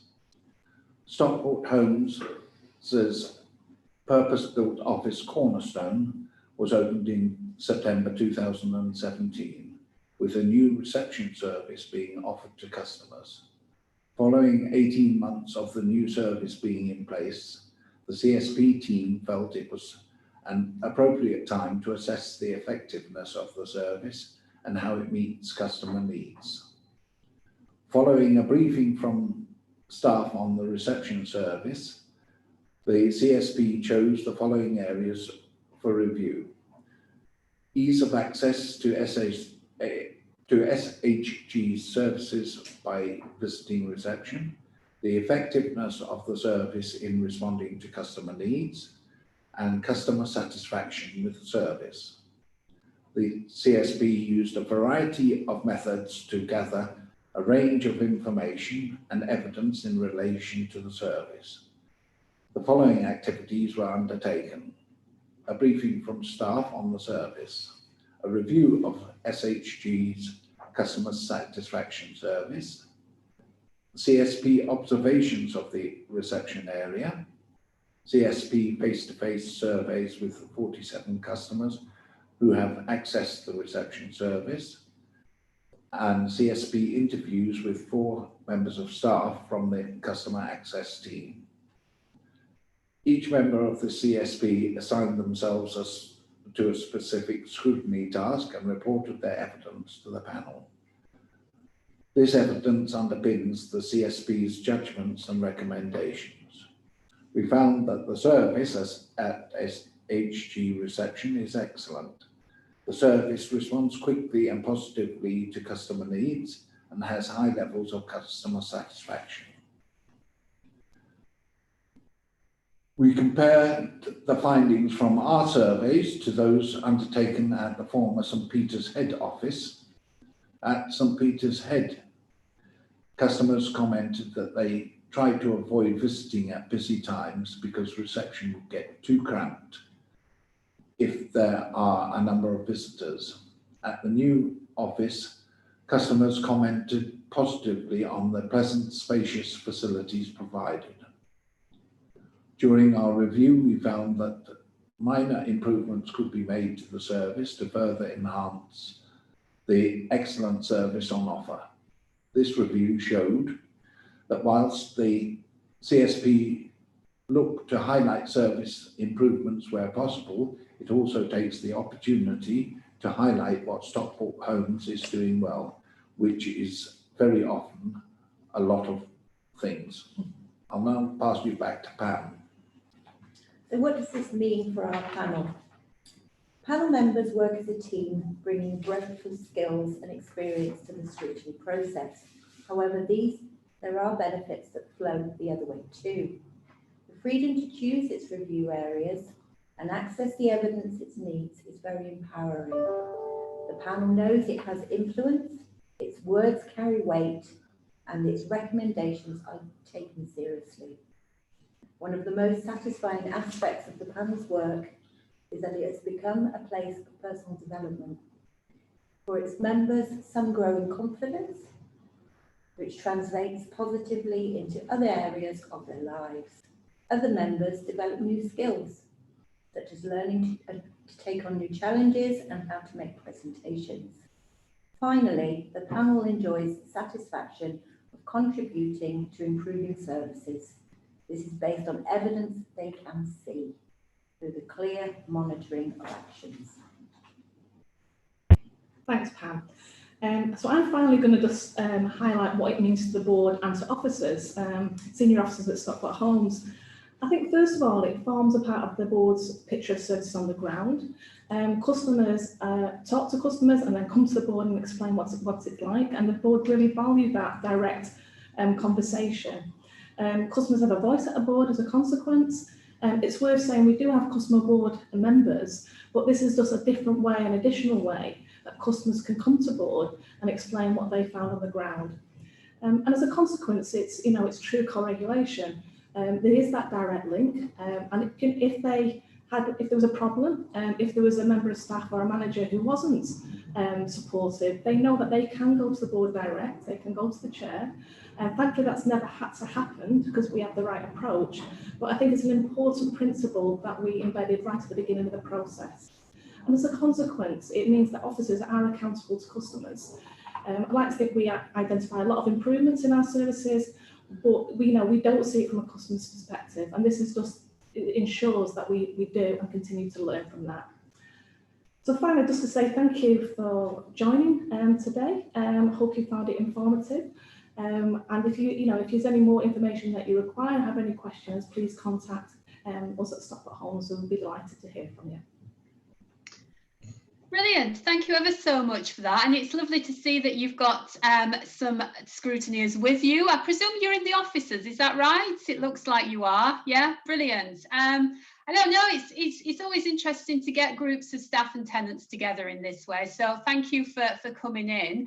I don't know if any of the scrutineers want to add anything else, but if not, it's been a pleasure to have you along today. Thank you for sharing your slides with us and giving us a bit more information and detail about how scrutiny is done at Stockport Homes. So yeah, thanks again, and enjoy the rest of Scrutiny Week, and hopefully we will see you again soon, and look after yourselves. Brilliant. Thank you, Stockport Homes. Thank you. Thank you very much. Thanks. Bye-bye. Bye. Brilliant. So that was Stockport Homes taking us through some of their reviews that they've undertaken and talking a little bit about how their scrutiny works over there in Stockport at the arm's length management organisation that Stockport Homes is. So good stuff from them. Brilliant. So next up, delighted to have with us Chantel from Phoenix Community Housing. Hi there, Chantel. I know that she's going to tell us some fantastic stuff about what they're doing in Phoenix when it comes to scrutiny. So I'm going to hand over to Chantel for her 15 minutes scrutiny showcase slot. Over to you. Hi Louise, just before we start, I should also be joined by Eileen Davies, tenant and member of the Resident Scrutiny panel. Brilliant. As soon as, oh, she's just joining us now, Chantel, so she should be with you shortly. Is she going to speak first, or will you be starting off? I'm going to speak first. That's brilliant. Okay, off you go when you're ready. Okay, I'm Chantel Lynch, Service Improvement and Scrutiny Manager at Phoenix, and I'm joined by Eileen Davies, tenant and panel member. Our corporate vision, together we are building a better future for our Phoenix community, is a statement that ensures we are committed to working with our residents to deliver positive change. We actively seek to engage and empower residents in all aspects of our work. Staff and residents work together in a collaborative way to improve services, our local environment and the wider community. Scrutiny allows us to take a closer look at services to really understand how we can better meet the needs of our residents and still deliver value for money. It's an integral part of our organisation and we feel that we are stronger because of it. The panel is valued at all levels of the business and their insight will always make a difference to what we do. Phoenix were established in 2007 following a stock transfer from the London Borough of Lewisham. We're based in South London and own and manage approximately 6,300 homes. Our stock is concentrated in 3 wards in Lewisham, Bellingham, Downham and Whiteford. Can I have the next slide, please? Phoenix are resident-led. We are the only housing association in London to use the Community Gateway approach, which empowers residents to take a central part in our decision making, and we're very proud of this model. It encourages and empowers residents to get involved at any level to influence services, future priorities. This can be from attending events and completing surveys to becoming a board member. More than 3,000 of our residents are shareholding members. They are our only shareholders and represent the largest group on our board. Both our chair and vice chair must always be tenants. We organise lots of consultation and community events, including the Phoenix Festival and Chat and Chips. Last year, we completed a £4 million restoration project of a community venue in Bellingham. We also own a private letting agency for our leaseholders and other private landlords. Now for the next slide, please. So our board is made up of 12 members, 5 tenants, 1 leaseholder, 4 independent members and 2 council nominees. The board plays an important role in managing Phoenix and setting our future direction. It also provides an oversight function, ensuring our aims and objectives are always achieved. All board members share collective responsibility for decisions taken by the board and they work together in a professional way. Now for the next slide, please. Our resident scrutiny panel was established in 2014 and reports directly to our board to maintain its independence. There is always a two-way dialogue between the board and the panel, contributing to open communication, trust and honesty. Direct reporting also shows the importance of scrutiny, the reviews that we carry out, and more importantly, transparency. Our panel members go into reviews with open minds and they make sound judgments, decisions and recommendations based on evidence in order to deliver scrutiny reviews. The panel are supported by 1 member of staff, that's me. I sit within the performance and quality team, which is part of the finance department at Phoenix. Part of my role is to coordinate the panel, facilitate their meetings and pull together any documents or information they request. Coordination can range from providing support and helping to review performance data and delivering workshop-style sessions to introduce new concepts and bespoke training. Can I have the next slide, please? And I'll hand over to Eileen.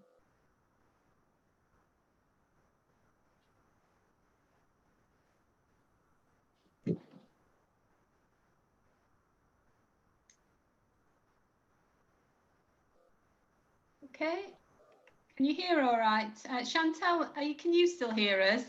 I can, yeah. Yeah. Not sure if we've lost. Have you lost Eileen? Yeah. As Helen, is Eileen in the waiting room, do you know? She just needs to unmute. Right, that's it. I'm here. I found you. Oh, got her. Brilliant. I do apologise. Having a bit of trouble with my eyesight. That's not a problem, Eileen. We can hear you loud and clear now, which is fabulous. Lovely. Slide 6. The photographs show all the residents who have been on the scrutiny panel at some point. Sadly, we've lost a few due to other commitments. We also struggle to recruit new members. We're an independent body working together with staff to check and challenge service and performance to help improve services for residents and staff. Next slide, please. When we plan our reviews, we review the corporate plan, priorities and key objectives. Sorry, my eyesight's gone again. That's all right. Don't worry, Eileen. You can take your time or just talk us through it. You don't have to refer to the slides if it's tricky. Yeah, the plan our priorities and key objectives, and you know, I'm really sorry. Chantal, can you do something? I can't see. Okay. We prepare a list of reviews and prioritise the order, and depending on the outcomes of the review, this may be amended or reprioritised. Scoping documents are shared with staff before they're finalised, and this is the same with our reports. It's very much a collaborative way of working. Some of the key features of our reviews are interviews with key members of staff from service area, and this gives, I suppose, the panel an opportunity to ask questions and to deep dive into the service. And they also get an idea of how the service works from a resident perspective and internally between departments. The recommendations are monitored in an action plan, and as part of each review, we'll check that the regulatory standards are also being met. Can I have the next slide, please? I'm back. Brilliant. Okay. Can you hear me, Helen? Yeah, Eileen, did you want to come back in and take over from Chantal? Yes, please. Yeah, over to you then, Eileen, now. Right, we're still on the same slide. We usually use the desktop review method, which includes staff interviews and site visits if necessary. Monitoring, we add agreed recommendations to the action policy, and we ensure regulatory standards are being met. Can we have the next slide, please? These are the key documents we used for our review. As you can see, there's the recruitment policy, terms of reference, scrutiny panel, scrutiny and tenant panel, roles and responsibilities, list of review topics, scoping and report writing templates, recommendations action tracker, and the annual impact assessment, which also identifies training needs. These help us to maintain independence and consistency in our approach to reviews. Can we have the next slide, please? These are all the reviews we have completed, 2 which were done at bootcamp style. I feel that we've done well to complete this amount of reviews in the 6 years the panel has been running. Can I have the next slide, please? We have trialled bootcamp reviews. Previous reviews were carried out over 3 to 4 months. With the bootcamp style, we have a time frame of 1 to 3 weeks. This means our meetings are closer together and we retain the information we gather, and it stays fresh in our minds, which means it is easier to write the reports. Next slide, please. No, it's you, Chantal. Thank you. So we invest in our panel members by providing a comprehensive training programme. This includes our Phoenix Academy, bespoke in-house training such as understanding performance data, creative report writing, digital skills and Microsoft training. We've also had TPAS deliver some training sessions for us too. Now, the next slide, please. So level 1 of our Phoenix Academy is a 9-week course that gives an insight into social housing at an introductory level. The sessions are delivered by our staff and each week covers a key subject area. This can range from housing association finance to how we build sustainable homes and maintain our properties. The course is free for our residents and also open to members of staff. The majority of our panel members complete all 9 sessions to help them build a strong foundation and understanding for their scrutiny work. Now for the next slide, please. So like many panels, we find it, or I suppose we find out lots of facts and information during our reviews. We've used different approaches to present our reports to board to reinforce our recommendations and highlight our main findings. We don't restrict ourselves to just using one approach. We're always looking at ways to be creative to get our message across. Some tools work better than others, but I think it also depends on the number of recommendations being made and the scrutiny topic. Now, next slide, please. So we also produce a summary version for our full review report, and this gives the highlights of our main findings. Again, we've tried lots of different styles. This version is our standard format now, and we really like its colourful presentation. Now, the next slide, please. Okay, Eileen, this is you. You're okay for this? I'm okay. We use the action plan tracker, which staff update. We use a traffic light system so we can see at a glance the outcome of each review. When we're satisfied that the agreed recommendations have been implemented, we change the box to green to say it has been completed. If we feel things are not 100%, we keep it on amber until everything is the way we want. Our reviews are focused, and it also helps Phoenix to reduce waste and financial loss. Next slide, please. This is how scrutiny impacts on Phoenix. As you can see, our reviews go to the executive team, we present it to the board, we joint work with staff, we monitor our action plans. Any panel members can become board members if they so wish, and they're voted in. And we're hoping it improves services for all residents and our Phoenix community. And I think the next slide, Chantal. So more information about Phoenix, our resident involvement activities and our summary review reports can be found on our website. Now the next slide, please, Louise. So that's it from us. This is Phoenix, and thank you for watching.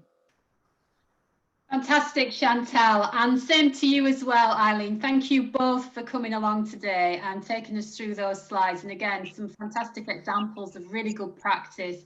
Again, I keep singing your praises about the summary reports that you do, because I just think they are absolutely fantastic in terms of how they take the information, make it look attractive, bring out the real key points, and really sort of connect scrutiny back to people by encouraging them to read it and look at the great stuff that you've been doing. So Eileen, thank you for sharing that with us. Really interesting stuff from your perspective as well as one of the residents involved in scrutiny. And a big thanks to Phoenix for supporting Scrutiny Week and for coming in today and showcasing the fantastic work that you've done and will continue to do, I'm absolutely sure.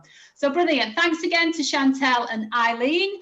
And look after yourselves and enjoy the rest of Scrutiny Week. Thanks for joining us. Thank you. Bye. Bye. Bye. Excellent. Again, you know, I think if people are looking for good practice, we've had lots of it being shown here today, you know, right from when we started at 11:30 through now to the next showcase, which I'm delighted is Weaver Vale. I'm hoping that we've got people with us from Weaver Vale. Oh, brilliant. There's Felicia. Hello, you. Nice to see you. Are you expecting anyone to be joining you at all? Sarah Maguire. Sarah's joining you then. Hopefully she'll be with us shortly, Felicia. And she can, is she going first or will it be yourself? Oh, she's just joining us now. Sarah's going to run our annual report. So is it possible to do tandem on Zoom?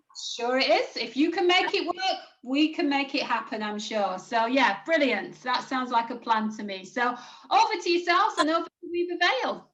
Great, thank you. Lovely. Good afternoon. I'm Sarah Maguire. I'm the Customer Voice Manager at Weaver Vale Housing Trust. And with me today is Felicia Woodhouse, who is the chair of our Customer Scrutiny Panel. Today we'd like to share with you the Scrutiny Panel's last report for the last financial year, just because it's a really good example of some of the work that the panel do on a regular basis, and they've achieved some fabulous outcomes that have been meaningful and real this year, something tangible we can share with you all. And if we get a little bit of time at the end, we'll just share with you some of our other experiences of working together as a team to make scrutiny work at Weaver Vale Housing Trust. So if it's going to work, I will share my screen shortly. But Felicia, is there anything else you would like to add? No, I've just hope, fingers crossed and toes crossed, that we can get that report up. Right, let me share. Fantastic.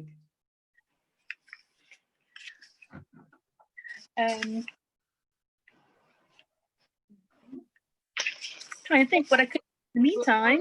Exercising here with you, because there's always that moment, isn't there, where you have to press something for something to happen, and then yeah, sometimes it does let you down. Oh, here we go, it's working.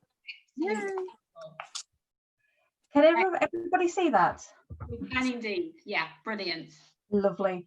So this is our Scrutiny Panel annual report for last year. It was produced using Microsoft Sway because one of the advances that we've made in the last 12 months is allowing Scrutiny to have access to Teams and Office. So over to you, Felicia. Yes, actually, I was going to brag on that point that we trialed Office 365 for the entire trust, the Scrutiny Panel did. And it made it possible for us to work from home and remotely, and it was just fabulous. So I'm on my phone, so it's running a bit differently. There we go. The annual report 2019 to 2020. I don't think we need to read over those bits. Do you think, Sarah, or just get to the good stuff? Talk around it, Felicia. It's your report. It's something you're proud of, so feel free to talk about anything you like to do with the report. Yeah. Could we go forward to the 3.0? So just introducing the members, and I'm the only one here, but I have tried to highlight throughout the week the voice of our other members.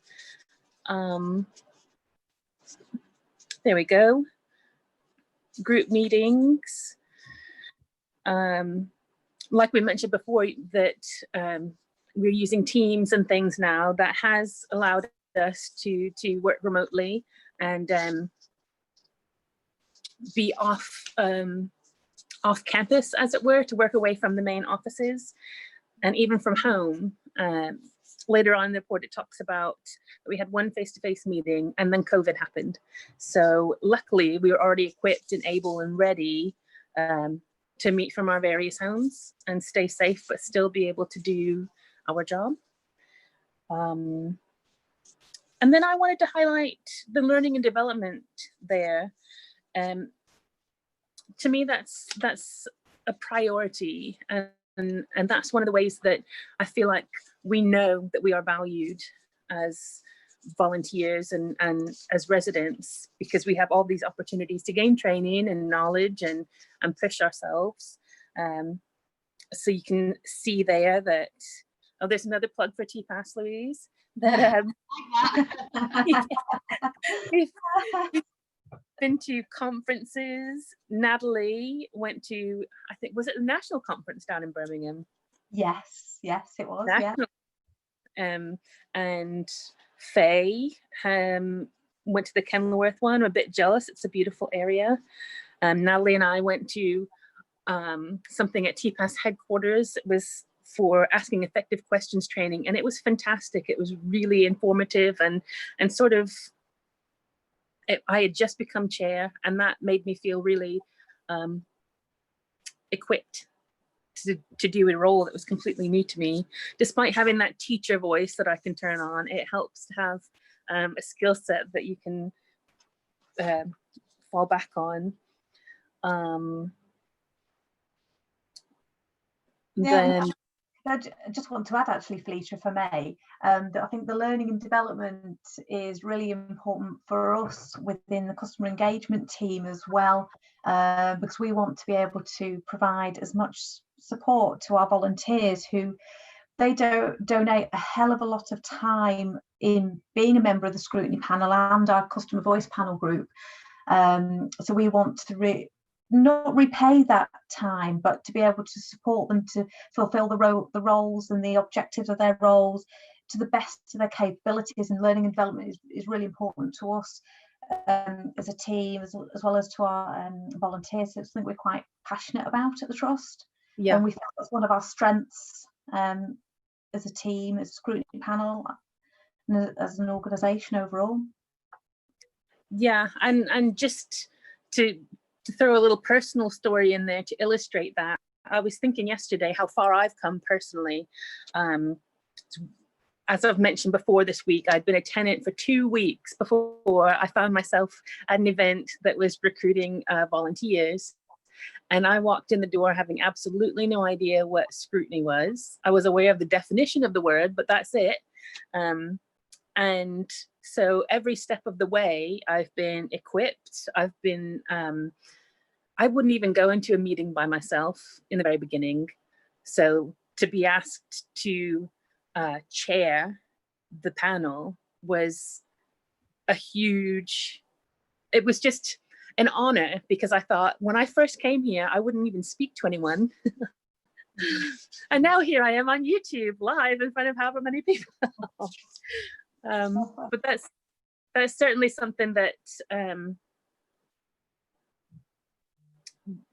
just to confirm what Sarah's saying, that it is a priority, and it's valuable to me as well, because it's brought me along personally and professionally. We do go 3.3 data analysis. We do get from Sarah herself, actually, and her colleague, get quite a bit of information. Is it a quarterly basis that it comes in, the KPI? Yes, it is quarterly, yes. And then the Star Tracker provides information quarterly as well. I guess it's just looking at how we find our topics, where they come from. So they might be flagged up based on information that's provided through any of those things. Our customer voice panel might also flag something up to us. And if the management team is doing an internal piece of work, they might ask us to have a look at something that's going to support what they're looking at. Moving on, it looks like the Trust gets a lot of bang for their buck when you look at the cost analysis, and 879 hours estimated staff support time. It doesn't say how much time we've put in, does it? A lot. It was about 580 hours volunteer time donated by the members of the scrutiny panel in that financial year, which is phenomenal, really, considering that our scrutiny panel members have other lives outside of the Trust. So they are not justified by their role as a scrutiny panel member, but it is fabulous. We couldn't do any of the work we do in customer engagement without the support and dedication from all of our members and other volunteers. So it's brilliant.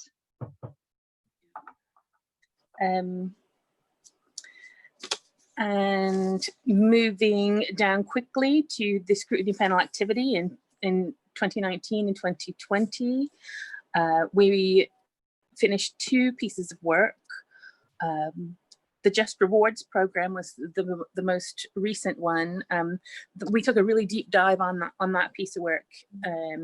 It got very detailed, but the overall, what we did find was that customers didn't love it.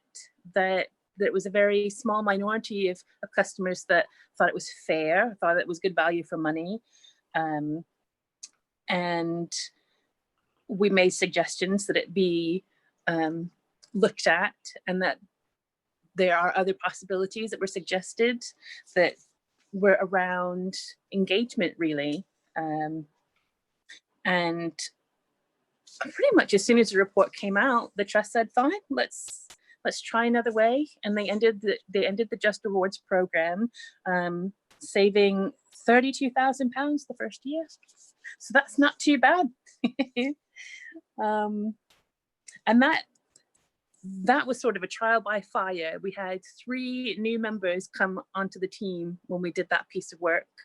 So there were some teething problems, but when you look at the savings in money there, and then also an increase in customer feedback by 30 to 40% via online consultations through SurveyMonkey, I think it was, and then face-to-face as well.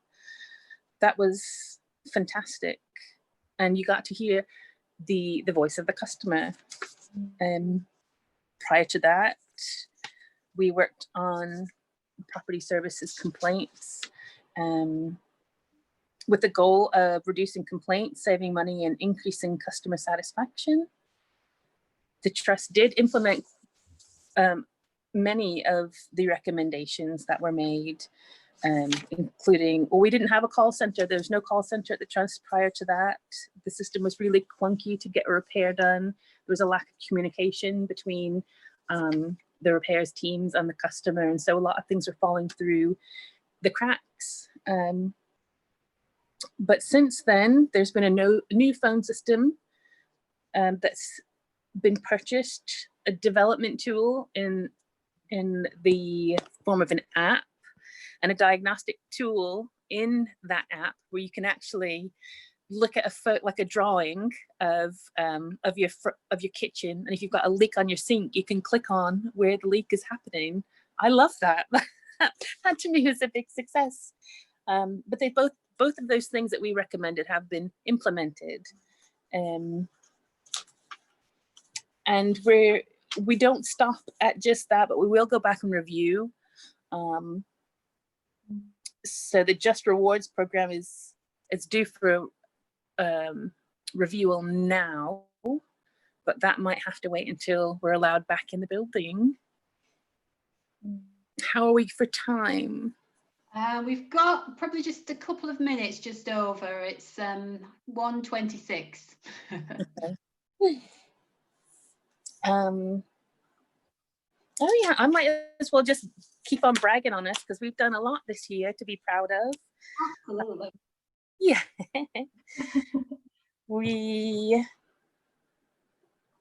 Oh yes, one of our panel members, Natalie Miller, she has got a brain for numbers. She's just incredible. She comes from a finance background, and she's developed a matrix for weighting different topics so that whatever we go to look at in the future will be weighted by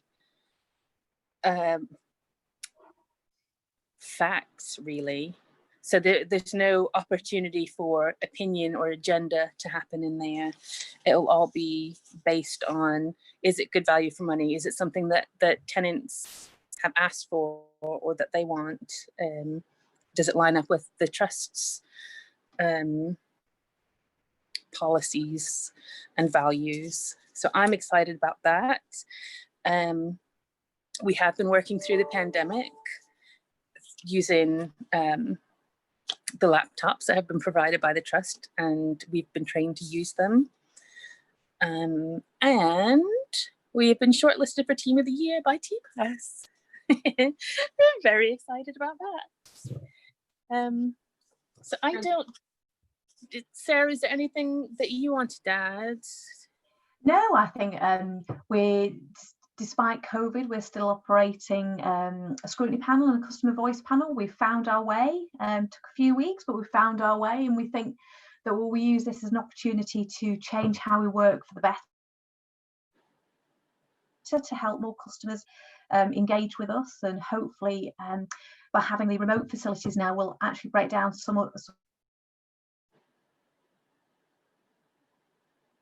barriers so we can encourage different customer groups to work with.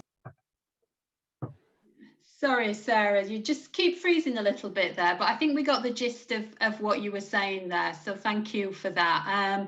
Yeah, fantastic presentation from you both. And again, really good to see that report, you know, how important that is in capturing everything and some of the powerful stuff that's coming through from that, particularly around the Just Rewards and how that saved, you know, £32,000.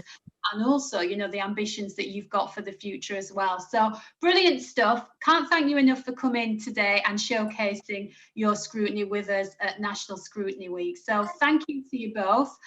Great to see you. Enjoy the rest of the week and do keep in touch and send us that report for the TPAS Resource Hub. We need to get it in there. It's fantastic. Brilliant. Thanks, guys. Thank you. Bye. Bye-bye. Bye. Okay, I'm going to now take a break for half an hour, and I'm going to be handing over to my co-presenter, Helen, who's going to introduce the next organisation for the Scrutiny Showcase. So over to you, Helen. Thanks, Louise. So coming up next, we've got Orwell Housing, and we've got Diane, I think, and Mary and Keith, who are going to join us. So good afternoon, Diane.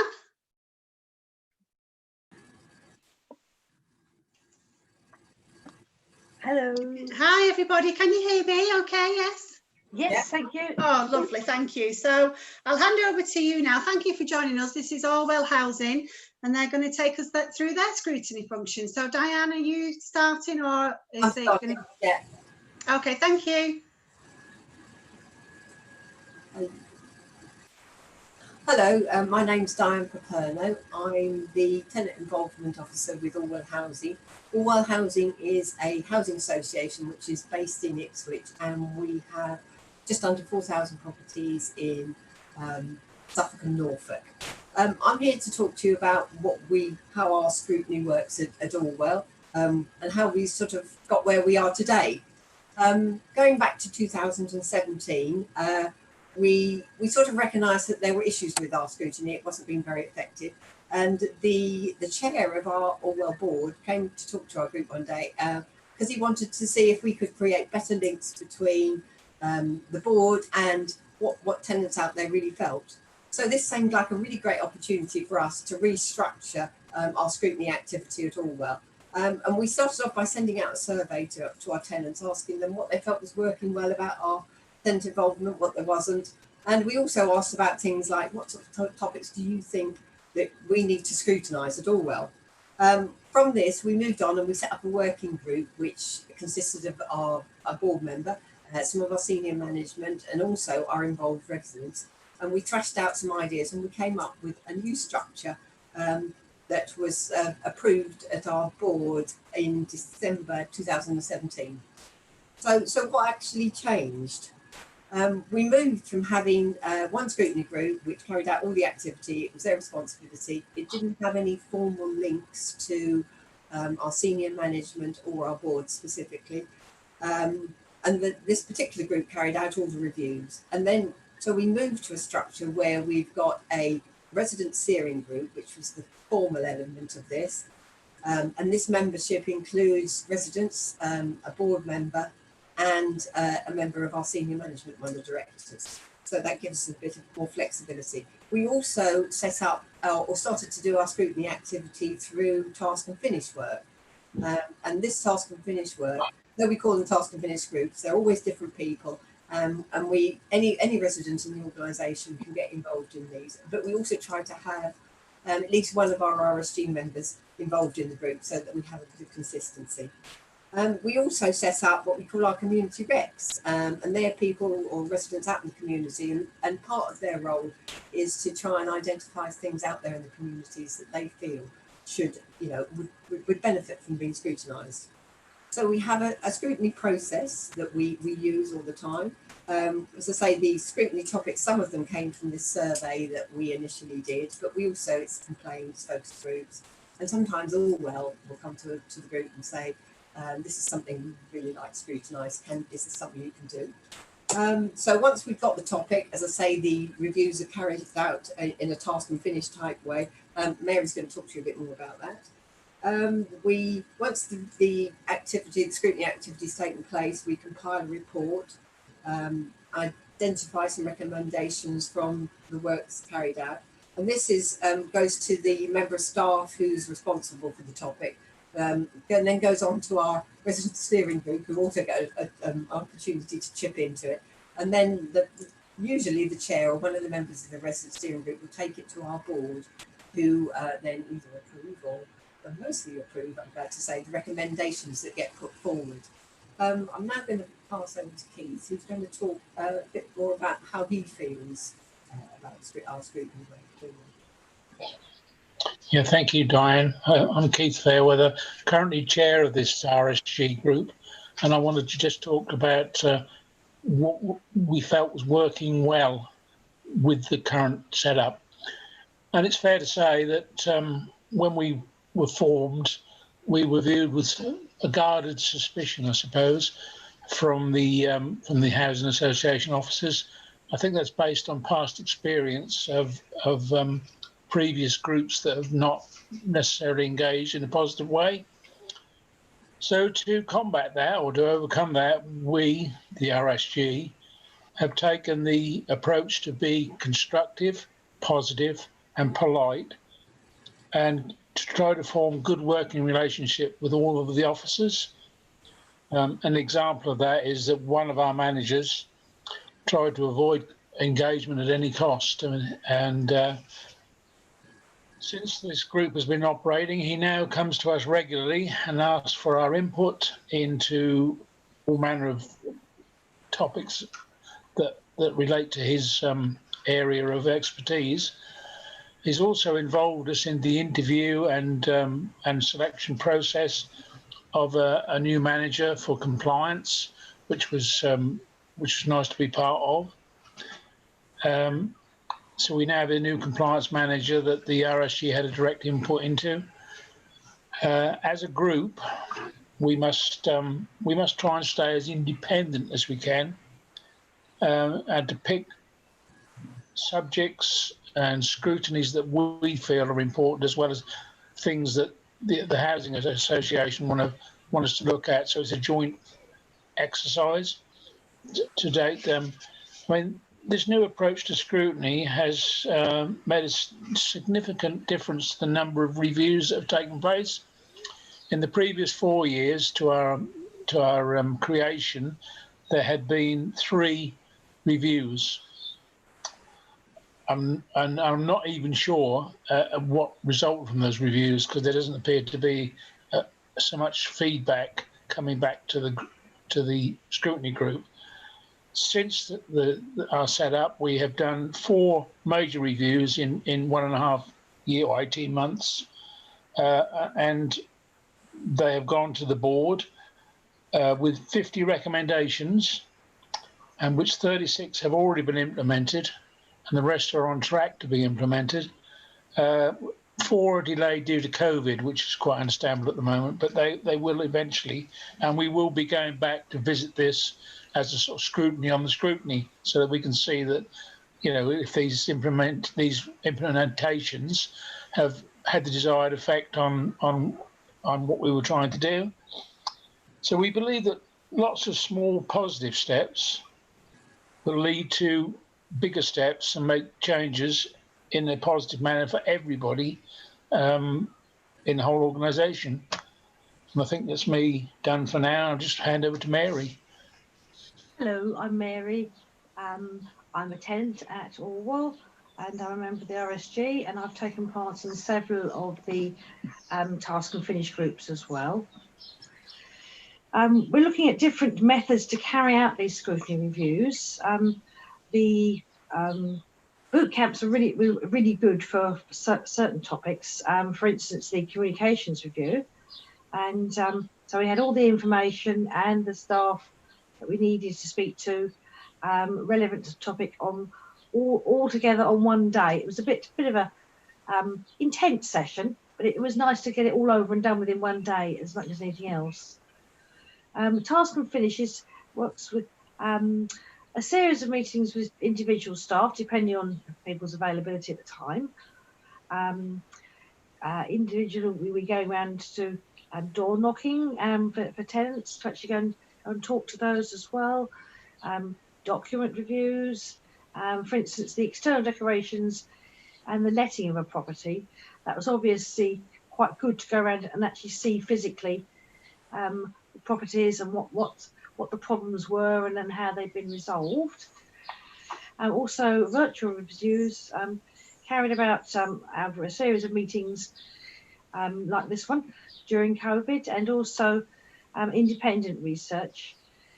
During lockdown, it's obviously taken longer than we would have anticipated, but making sure that all the language and appropriate is ongoing, and this applies to all the scrutiny that we've done. So we've got a consistent type of language and set out when the final version comes out.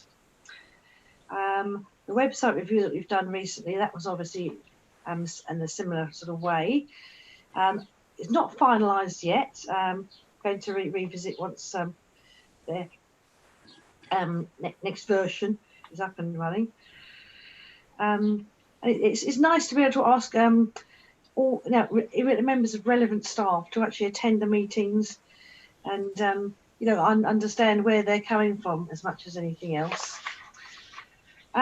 What's working not so well, the obvious one is the impact from COVID, which has slowed us down.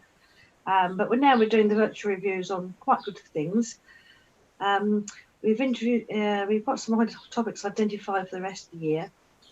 An environmental review, which is dear to my heart, I'm afraid. So I will bang on about that a bit. And the next one, we've actually got the first virtual meeting tomorrow, all about improving the neighbourhoods, which is all about the gardening and cleaning and litter and associated topics on that one. And then we've got the voids follow on to getting a standard for the letting of property review. So again, we will need to wait until such time as we can actually access excuse me, properties which are voids, so we can see what's happening. The numbers involved is not working so well at the moment. The resident steering group members and those getting involved in the scrutiny process, the task and finish group, which also may or may not include the sort of area community representatives. And we have got some shared ownership as well as tenants involved. But again, we just want numbers, and with Diane's help, we are hoping to recruit more for this. I think everything has just slowed down because of COVID at the moment, but we're positive. Just a little positive comment on the end of this. We find the whole process is really interesting, and we've learned a lot. It's very interesting to see the point of view from both the management and other tenants via the tenant surveys and so on. And this way it gives us more of a connection and being able to see things almost from both sides. Although we haven't come to any major blows at all yet, it's nice to have the whole picture so that we feel we can do a scrutiny properly. Just examples of the recommendations that we put forward from different things. From the external decorations review we did, because it's the same team that also does the internal decorations, particularly obviously in blocks of flats and so on like that. And we suggested to run some how to paint workshops and similar, so that residents can actually do their own decorating. and we have a tool bank, particularly for large items like step ladders and dust sheets, which are reasonably expensive for tenants to purchase, and also particularly intense in small places, they haven't actually got the storage room. But also the tool bank could include sort of more major items, perhaps electric drills, that sort of thing like that. Obviously, it's obviously monitored and things like that. So these are actually out on loan rather than anything else. We're looking to get the funding for this, which is looking reasonably positive at the moment. Another suggestion, which I think may well come out of tomorrow's session with the neighbourhood teams, is being more proactive about helping tenants to sort their waste and littering problems, really as part of the environmental plans as well. So it all ties in with that, and that obviously helps the cleaning and gardening teams and the rest of the Orwell staff and Orwell as a whole, and also the county council waste people for the actual sort of final destination of the waste. So this should help all the tenants and the general well-being of all tenants there on. That's great. I'm sorry I'm sorry to interrupt, Mary. We're just running out of time. It sounds like you're doing lots of really, I'm just going to pass it back to Keith to finish up. I didn't want to interrupt you there. I'm so sorry, but we That's haven't. all right, don't worry. We've got people. Back to Keith for the last bit. So Keith, do you want to quickly just round up and then we can move on to our next guest? I'll make it very brief.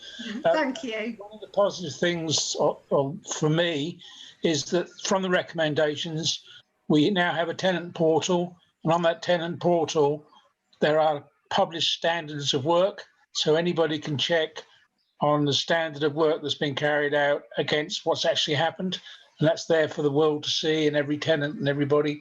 So we're working to standards now, and I just want to emphasise that we take small steps, but lots of small steps make a big one eventually, and you do make changes.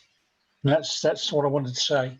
Brilliant. I think that's good advice for everybody. That Diane, is there anything you want to say quickly before we move on? That's fine. And and as Mary says, I mean, things have been slowed slightly by COVID, but we're enthusiastic and we're looking for new members. But we do have a shortage of members on the steering group, but we have people sort of in line, hopefully, that can start. Yeah, that's fantastic. Well, thank you so much for giving up your time today and joining us. It's been really interesting. We hope you enjoy the rest of Scrutiny Week, and we hope to see you all again soon. Thanks very much. That's Orwell Housing, everybody. Thank you. Bye-bye. Thank you very much. Bye-bye.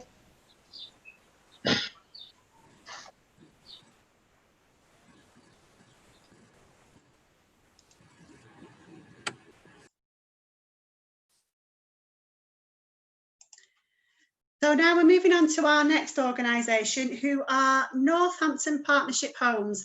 And from there, we've got Anna Thorpe and Kay. So we'll just give them a moment to join us, and then I will hand over to them.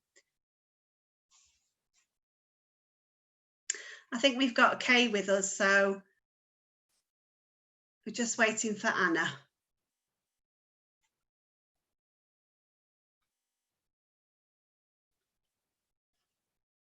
Hi Anna, can you hear me? I can. Sorry about that. I had last minute connectivity issues. Oh, don't worry about it. It always happens at the worst of times, doesn't it? So Don't worry about that. It's lovely to have you both with us today. Thank you for joining us from Northampton's Partnership Homes. And you're going to take us through your scrutiny service. So I will hand over to you, Anna, and I'll let you just talk about what you're doing. Thank you very much. Thanks ever so much. So my name's Anna Thorpe, and I am the Resident Involvement Officer for Scrutiny and Feedback for Northampton Partnership Homes. We are an ALMO. We look after around 11,500 homes on behalf of the Borough Council, and we're so delighted to be here today to share our scrutiny story. This year has been a transformative year for scrutiny at MPH. Our panel are valued highly both by the organisation and by residents, and have previously carried out a number of really successful reviews, and the recommendations from those have been adopted by the organisation across the board. I can't think of a single recommendation that hasn't been adopted thus far. In spite of this, we recognise that some of our processes and timescales really needed transformation.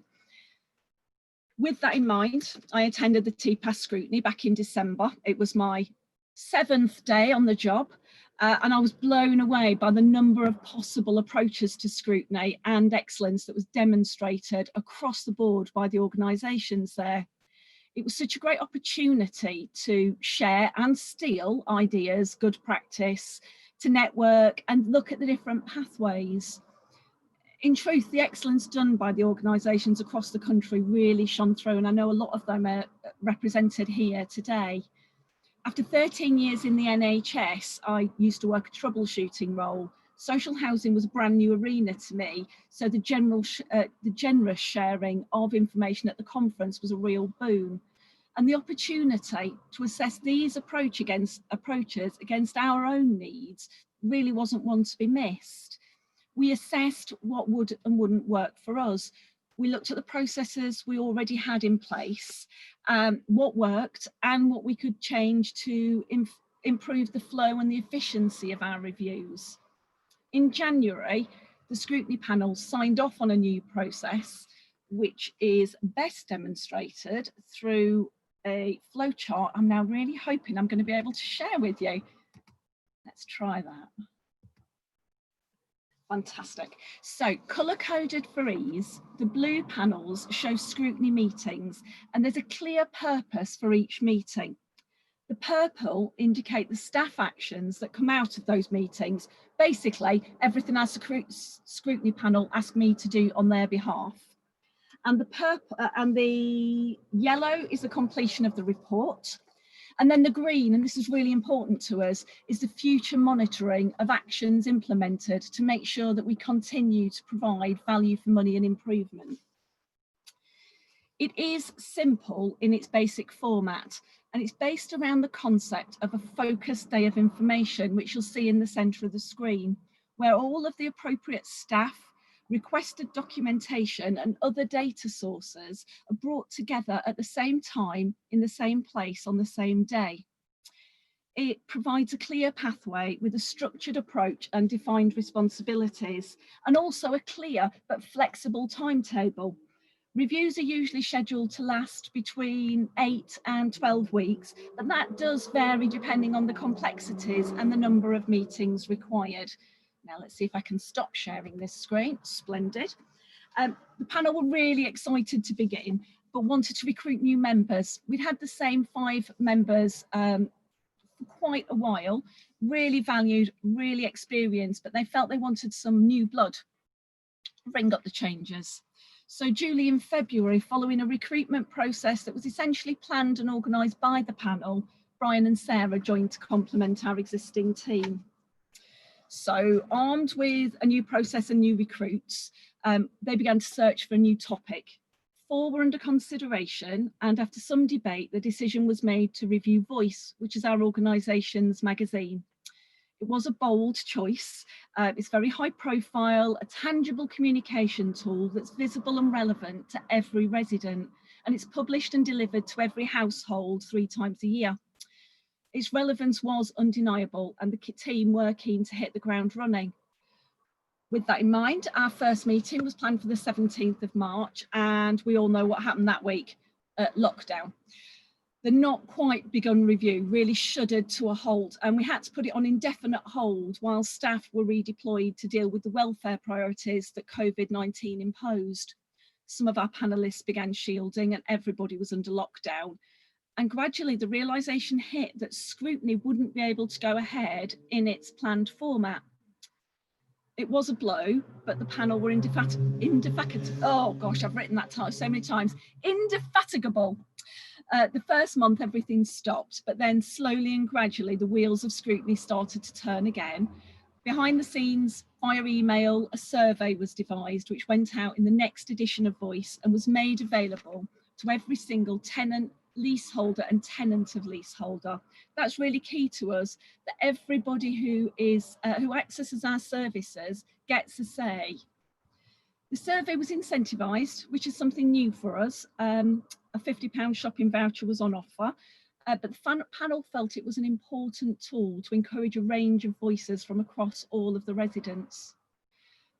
Next thing, of course, plans we had to make to recommence meetings in a new format. The panel looked at all the options and agreed to trial Zoom. Video conferencing isn't new, but it's not something that many people have experienced outside of certain office environments. But regardless of their experience, the panel were interested to try and make it work. The show must go on, and scrutiny stops for no man or virus. Zoom, as we all know, became the new normal. On the 11th of May, we met for the first time via Zoom and took our first tentative steps into the unknown. It was scrutiny, but not like anybody had ever imagined it. It wasn't easy to picture what it would be like. Would discussion via video be stilted or awkward? Would there be IT issues? Would everyone be able to work this way? Overall, it went really, really well. There were moments when we all spoke at the same time or a family member popped in unexpectedly. But with a sense of humour and appreciation for the flexibility that everyone demonstrated, we made it work. One of our panel's members was unable to join Zoom meetings, but we kept him in the loop via email and phone calls because we were really keen to make sure that the restrictions COVID had imposed on us didn't exclude anyone from the process of scrutiny. Ironically, COVID-19 opened up new options for the scrutiny panel to engage with residents, and we were given access to the Facebook page to begin asking questions of our residents. We opened the floor to questions relevant to the review. What sort of articles did the residents want to read? Did they want a paper copy? Do they prefer it online? Do they agree with the survey results? Suddenly this new line of communication opened up, and it allowed the scrutiny panel to reach people who may not have engaged with us via more traditional channels. Don't be mistaken, as a new platform to us, using social media to interact is a bit of an uphill struggle because it takes time to build trust and a following who are willing to participate in an honest exchange of views. But we have built up a close working relationship with our comms team, and step by step, our level of engagement through scrutiny and other things is increasing. By being honest and transparent in the approach, we hope that we're encouraging social inclusion of groups whose voices often go unheard. The panel commissioned me to go out and gather the views of other organisations about their magazines, about the costs, distribution and other aspects. And they looked independently at a wide variety of comparable magazines from organisations across the country, establishing exactly what they wanted to see in the magazine, as well as the things they didn't. Really robust discussions followed. They looked at reach and readership and accessibility. Are there any barriers? Are appropriate steps taken to break down the barriers? Is it good value for money? But is that good value for money both for the organisation and for residents? Is the frequency right? Does the content meet the needs of the organisation and the residents? Is there a suitable range of voices heard? Is it reflective of the diversity of the residents we have? And what's the overall tone of the publication? Is it appropriate to its audience and purpose? They looked across the board at everything from the name to how they engage with younger residents, and it was really comprehensive. They used the information gathered in the survey from inside the organisation and beyond to consider, weigh up and really debate that evidence. And then they made intelligent, informed decisions, and all from their own homes, which 6 months ago seemed like some kind of pie in the sky thing that nobody had anticipated. They've made 19 recommendations and produced a 20-page report that's going to the EMT next month and hopefully for full approval. Covers everything from a name change to the establishment of an editorial panel. And it's designed, they were really keen not to denigrate anything that had already happened, but to complement the work that had already gone on and keep the publication fit for purpose for the future. And frankly, it's an exceptional piece of work. And in spite of everything COVID and 2020's thrown at them, it's only really taken just over 12 weeks from start to finish. For the panel to maintain those levels of investigation, interest and enthusiasm in spite of everything that's been happening in the world and their own lives has really been nothing short of inspirational. It's really been a joy to be part of the team, and the welcome they've given me as somebody new to social housing has been really incredible. We hope to start our next review in September. They're looking forward to a few weeks off beforehand, and I think they fully deserve it. Going forward, we don't really know how future reviews will be managed, but we have discovered that the panel are equipped to deal with anything thrown at them. We've already decided that when in-person meetings are practical again, we will continue to use Zoom, but we'll use it to enhance the process rather than necessarily be the only port of call. Although we are looking forward to sitting down together with a cup of tea and a biscuit, lots and lots of biscuits. Our scrutiny journey isn't over. It is and will continue to be a work in progress, and we'll make improvements as, when and where we can. It's as true for our own scrutiny process as it is for the services the panel review. It's only really by reflecting on practice that we can make it better. This year has really been the perfect illustration of that. We've had to learn to grow, to be adaptable and flexible, and to change practice to suit the circumstances, and it really is a lesson for us all to take away. I'd really like to thank our panel, our strong panel of 7. They've really been outstanding, and yeah, it's been great. Thank you, TPAS, for putting this on, and thanks for the opportunity to share with us our scrutiny journey so far. Thank you, Anna. That's really interesting. It's great to hear that whatever they've been thrown at them, they've managed to carry on and they've done really well. It sounds like you've got a great group of people there and they're doing a fantastic job. Thank you so much for joining us today. That's Anna Thorpe from Northampton Partnership Homes, everybody. Thanks again, Anna. Give our best to your group, and we hope they continue to do really well, and enjoy the rest of the week, and hopefully we'll see you soon. You will. Thanks very much. Take care. Bye-bye. Bye.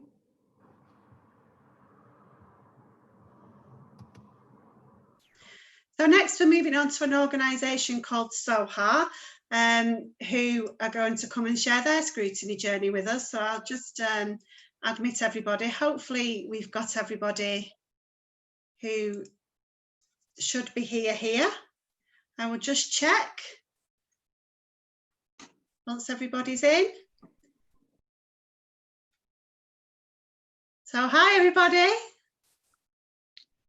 I'm understanding that you are all from SOHA, is that correct? Yes? That's right. Yes. So I did jump you in a bit earlier, Kate. I'm sorry about that. Yes. So I hadn't realised. But yeah, thank you so much for joining us today. We really appreciate it. Do you know who's going to start, or have you got a process you want to go through? I will just hand over to you and let you share your story. So this is SOHA, everybody. Welcome and thank you. Thank you. Do you want me to start, Andrea? Oh, I've lost it. Oh. You okay, Andrea? We can see and hear you. You can. Looking lovely today. That's all fine. right then. Well, I'll start then. If you need me, so you start. Okay, thank you. I'm Carol. I'm chair of the Scrutiny at SOHA Housing, which is a mutual housing association in South Oxfordshire. And I have with me Sarah and Kay, who are members of the Scrutiny group, and Andrea, who's a member of staff. The group started in 2010, and because of certain government changes that were made at that time, it shaped the way we work. The Audit Commission was abolished, and it was suggested that we have co-regulation between the board and tenants of the organisation. So this means that we decided our reports are written for and taken to board.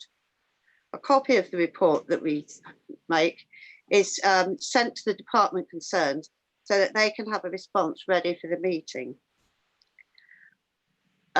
Quite often, we are not just looking at tenant services, we are looking at the organisation as a whole, because we have a very dynamic tenant auditors group that looks at SOHA services and how that works for tenants. We decide what we want to look at by looking at the management report, KPIs, and what is happening in the outside world, or sometimes by what members want us to look at. We can be asked by SOHA to look at an area, we can refuse, but as far as I know, it's only happened twice. The first report was also one that was asked of us by SOHA, and it was when the government said that we should be offering fixed term tenancies. SOHA asked us to look at it and give our, by the way, I was not a member of the scrutiny group at that time. They asked us to look at it, and as far as I remember, the government was suggesting 5-year terms. The group came back to the board, at which I was at that time the chair, and said no. The reasons they gave for that was the uncertainty and worry for tenants about how long they would be staying in their properties. And especially we worried about the children, if they might be moving schools, losing friends, and especially at a time when they might be moving schools to another school. We also thought they also thought it might also affect property repairs.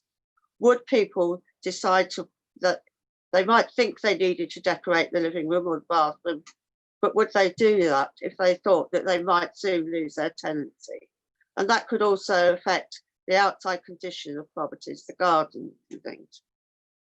So they said a very definite no to the board, and the board agreed and decided not to do it.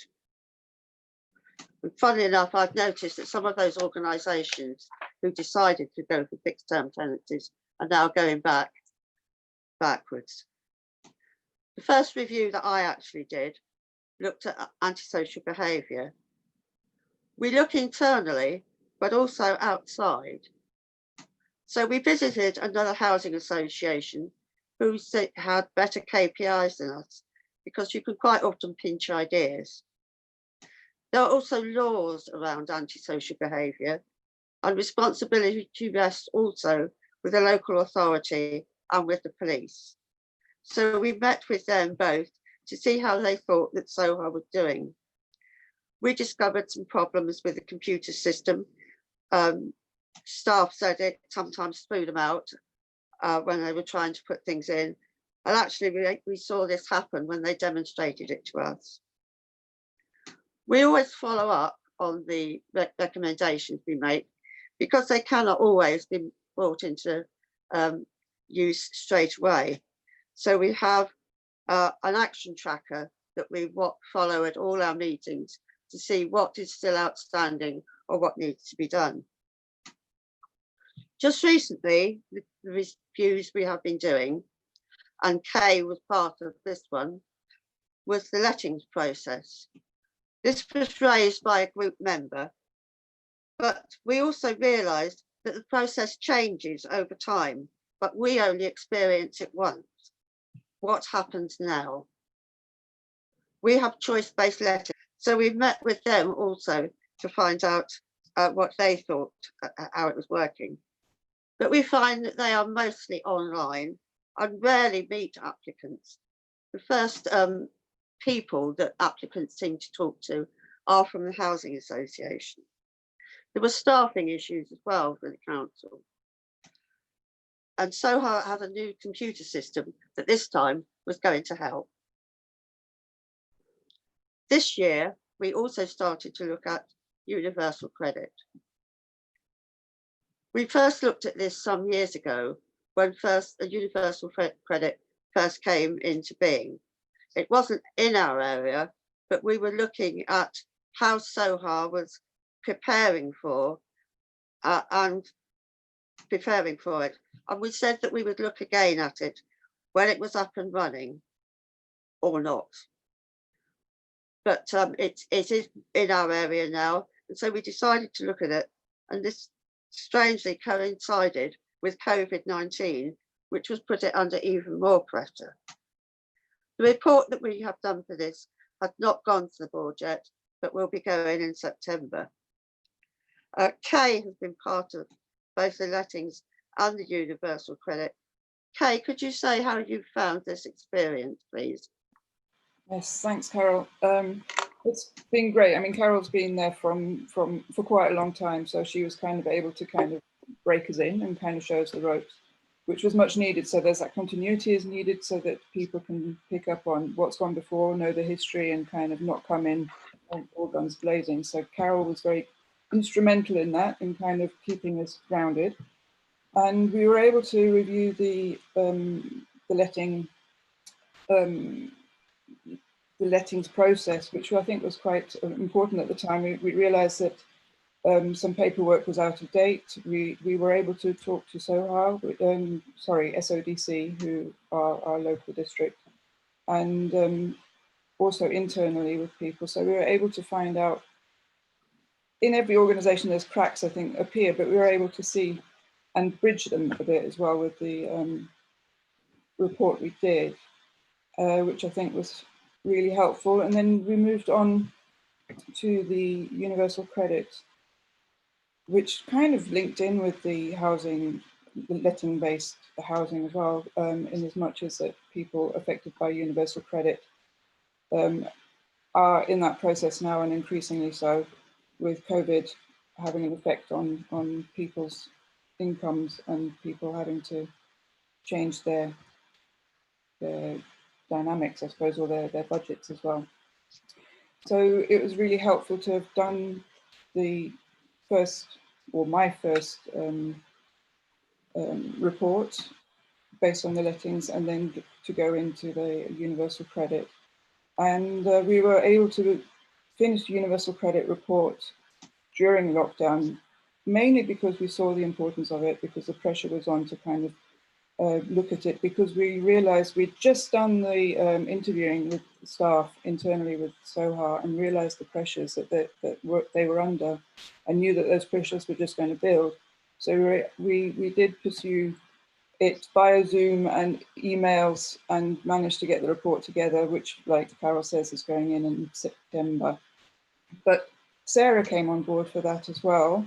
And it's really interesting because Sarah is also shared ownership, and it gives a different perspective. One thing I'd just like to say about Scrutiny is that it seems to me Scrutiny is a great concept, but it also puts people's heckles up a little bit, because people don't like being scrutinized. No organization likes being scrutinized, but it's also really important. And what I like with SOHA is that it's very much a collaborative thing. It's less scrutinizing. It's more, how can we work this out together? What's wrong? Where are the cracks appearing?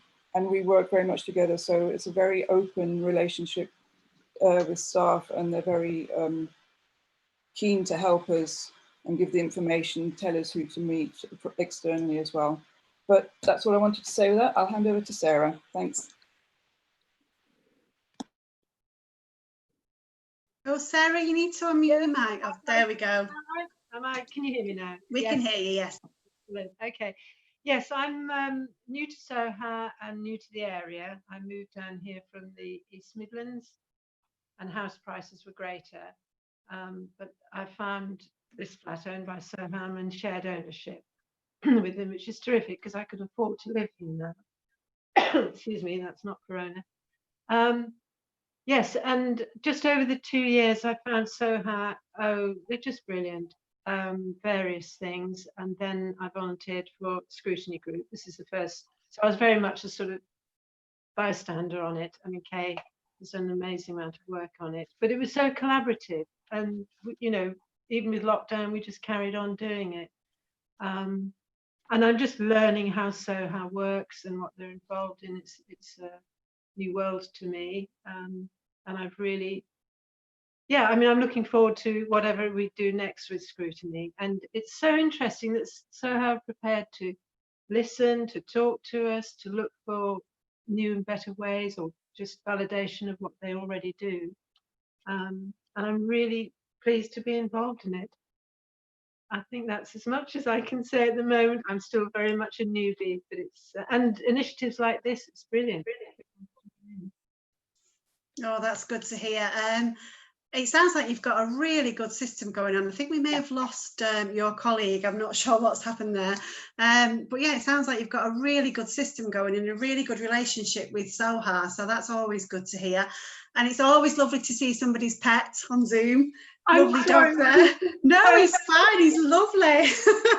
He's lovely. It's absolutely fine. So unless anybody else has got anything they want to add, Andrea, do you want to add anything? I don't have anything to add apart from they've been doing this for 10 years successfully, and they've made a lot of recommendations which have been accepted by SOHA, but not everything's accepted. But SOHA has to have a good reason not to accept something, and it could be finance, wrong time to accept a recommendation. So I think it's a good relationship, and I'm usually on the side of scrutiny more than I am on the side of SOHA, if you know what I mean. So if they want to find something out, then I'll do my best to help them achieve that. So yeah, it's working well, and long may we continue, and to keep on recruiting new people to the scrutiny group, because I think it's important to get new people in, and especially new people to SOHA itself, because that gives a really different perspective on things. I think sometimes you can do something for too long, can't you? You get used to it. Maybe you can almost get institutionalized, but we'd never want to get like that. We'd always want them to continue challenging in different ways. Oh, that's fantastic. If I could just add something to that.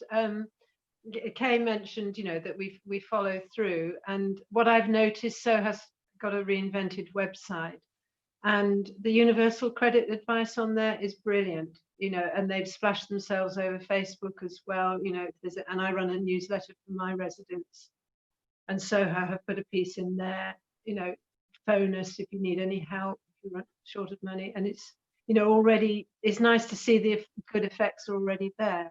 Oh, that's good to hear. Well, thank you so much for joining us today. Please thank Carol as well. I'm sorry we lost her at the end there, so just pass on our thanks to Carol as well, and keep up the good work. It sounds like you're doing a fantastic job. Enjoy the rest of Scrutiny Week, and we hope to see you all again soon. Thank you. That's SOHA Housing, everybody. Thank you. Bye-bye. Bye. Bye. Okay, I'm now going to hand back to my colleague Louise, who will thankfully take over so I can breathe. And I think our next organisation is Sovereign, so I'll just let everybody into.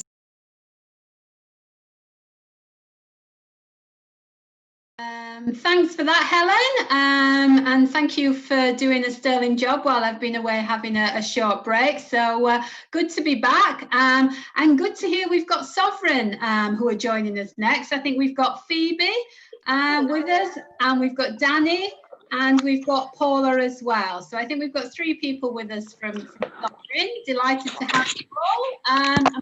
Who's going to speak first? Is it you, Phoebe? It is me, yeah. So I'll hand over to you then, and when you're ready, off you go.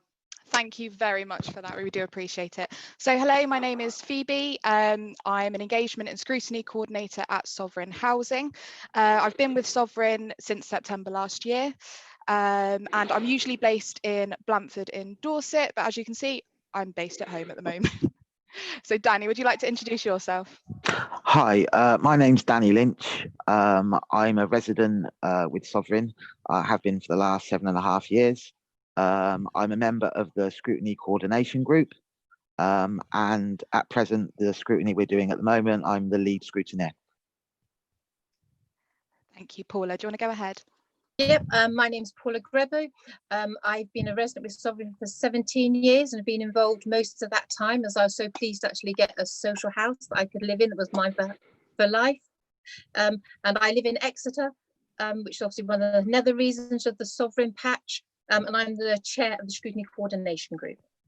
Oh, well, thank you, Paula. So to give you a bit of information about us, Sovereign started 30 years ago with 7,000 homes in West Berkshire. Over the years, with a few mergers, Sovereign now has 58,000 homes across the south and west of England. We're driven by our social purpose, with the residents at the heart of everything we do. So today, we wanted to have a discussion with 2 of our engaged residents about all things scrutiny. We've recently started our current scrutiny project on antisocial behaviour. So we're going to talk a bit about how we're doing it and how we've adapted to the pandemic. So I will tell you, I've set a timer to make sure that we do stay on time and we stick to it the best we can. So I'm going to kick things off with the following question. So this one's for you, Paula. So how do we usually decide on a scrutiny project? Yeah, so normally we have our approximately sort of 6 week to 8 week meetings, and at those we normally ask for somebody from the team, different teams within Sovereign, to come and speak to us about a certain area that we've noticed, either on the customer satisfactions or on the key performance indicators that they use, and areas where we think there might be an area where we need to have a deeper look into it, and get somebody from that department to come and give us just an overview on how they feel it's going, and if there's any issues they feel they've got. And then on times we also get referred from the Resident Board Partnership, which is another customer group that we have running within Sovereign, who look more at the policy side of things, and occasionally they'll recommend to us or ask us to look at a certain area, and vice versa, also obviously the board and within Sovereign itself.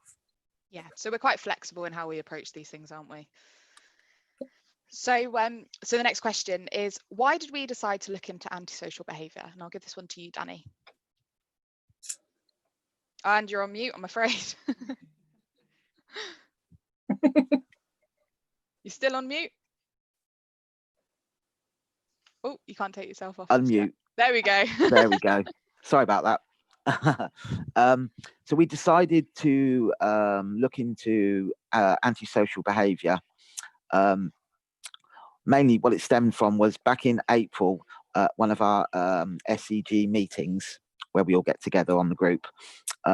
We had a presentation, and one of the people that done the presentation, one of the staff, said to us about the fact that the ASB policy was due to be amended and looked at, and they felt that it needed to be.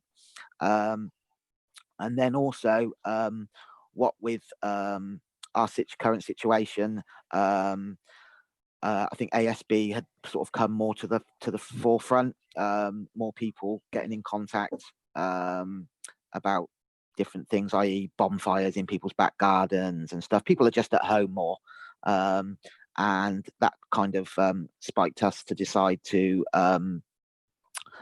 look into this, mainly as well because when we looked at some of our key performance indicators and some of our metrics, we noticed that there was percentage-wise a high level of effort from staff members, but there was a low level of trust with regards to residents. So that was kind of the key sort of reasons for why we decided to do this. Yeah, I think I'll just add as well that we've recently introduced a new case management system, and there's a new way of working as well with our housing officers. So the timing kind of worked out to make sure it's slotted in just after that has been introduced. So, so how are we structuring this scrutiny project? And I think I'll give that to you, Danny, first. Yeah, so we're structuring this in it's in a part 1 and a part 2, if you like. The part 1 has been all the stuff that we've been able to do now via using Microsoft Teams. So we've been able to interview staff members, ask different departments different questions. Obviously, most people are working from home, getting the evidence together that we need. We're also then later on, when we do part 2, that will entail more actually speaking to customers and customer journey mapping and getting the experience from the customers sort of hopefully when things start to change a bit. Fingers crossed. Yeah, fingers crossed. And Paula, have you got something to add to that as well? Yeah, I just wanted to say that I think this is about our 4th or 5th scrutiny we've done now since we've had the new way of doing it, with having with our sort of group where we set the scrutiny, then have scrutineers working for us. And we've realised that we normally work for, I don't know, 3 to 6 months and then do a report at the end. But we've decided now that we need the customer response going throughout the scrutiny, so that any quick wins might come up. But it also means each little chunk that we look at, we're having a meeting just to see what the residents think, and then to report back from that as well. So it's not such a long period, and we can look at things as we go. I think it's really important as well that we've got the actual residents' voice, and that it is true to the words, and you know, it sounds how it is basically, and it is what it is. So what's been the most interesting thing that you've learned about ASB so far? And if I hand that to Danny first. I think that most interesting thing I've learned about ASB so far is that most residents don't really understand how the ASB works. You know, they're not sure what low level means, what high level means. They don't know whether they should they be speaking to Sovereign about an antisocial behaviour problem, or should they be going directly to the police. There just seems to be a lack of information for them, really, and understanding of how it all works. Yeah. And Paula, have you got something to add? Yeah, I suppose the main thing really is that obviously every person is very different, so everybody sees antisocial different, and it affects them very differently depending on their circumstances. Obviously at the moment it's been very different because everyone's at home, so there's been lots of reports in about people being able to smell cannabis and things like that, and it's just interesting to hear how little Sovereign actually can do about that, because unless they're actually growing it or selling it, actually there's nothing on Sovereign's point of view that they can do. But as a resident, that's really hard to accept sometimes. So I think it's just that acceptance of what Sovereign can do and can't do, really. Yeah, absolutely. So we're going to move on to a bit more about the methods and how we do scrutiny. So Danny, how do we normally do scrutiny, and how do we normally collect evidence in a pre-COVID world, should we say? Well, normally we do scrutiny by I mean, this isn't necessarily in an order that we would do it. I'm just going to sort of tell you the things that we do. But we look at metrics, key performance indicators from the business. We then we often have some people come in and give us some presentations. We then look at the things that stand out, that look at the things that aren't up to par. Then from that, we will make a plan, and from we will do phone interviews, case studies, customer journey mapping, surveys, especially with customer satisfaction data, because that's obviously very important. We have lots of conversations with staff. We do job shadowing, so people can go out and actually not just hear about somebody's day, but actually see what they're having to deal with on a daily basis. We also do a desktop review. So we're looking at paperwork, policies, procedures, performance, on all of that sort of data. So we're busy. We're busy. Yeah, basically. very busy. Very busy indeed. So Paula, could you tell me a little bit about how we're collecting evidence for this scrutiny project? Yeah, so obviously this scrutiny project's been a bit different because of COVID and everything, but we really wanted to carry on. We didn't want to stop and not be doing the scrutiny. So we started off at the beginning with trying it with telephone conferences, which was quite hard work when you couldn't actually physically see people. So we've then moved on to Teams, and we found it really useful. So we're using Teams now. So we're having meetings with the staff where they can join us as well. And so, yeah, so we're just mainly doing conferencing, and then later on, hopefully, when we are allowed to do more face-to-face, we'll then get the actual customer side of it. But at least it means it hasn't stopped us. We've been able to get all the background work done first and know exactly where we are before we get the customers reflect on it as well. Absolutely. So I'm going to take a bit of a personal twist on it now. So technology has obviously played a big part in this project for us, as we're saying. Could you tell me how you've got to grips with working remotely? And I'll go to Danny first. I've actually got to grips with it a lot better than I thought I would. I found it a bit challenging, but I've got used to the sort of the etiquette of it. Like, for instance, when there's 6 or 7 of you in a conversation, you can't all talk, so you press a button to raise your hand. It's a bit like going back to school. Obviously we also try now to get into the habit of where everybody muting themselves unless they're going to talk, because otherwise you end up hearing heavy breathing and dogs dying and all sorts of things. But yeah, I've come to grips with it now, and I think now it's going to be a very useful tool for the future, even when COVID finishes, because it means we can all get together when we struggle to get together on a physical platform. Absolutely. And Paula? Yeah, it's been similar with me, to be fair. It was a lot easier than I thought it was going to be. It took a little bit of practice at first, but now we've got used to it. I think we're using it really well, and it's been really helpful.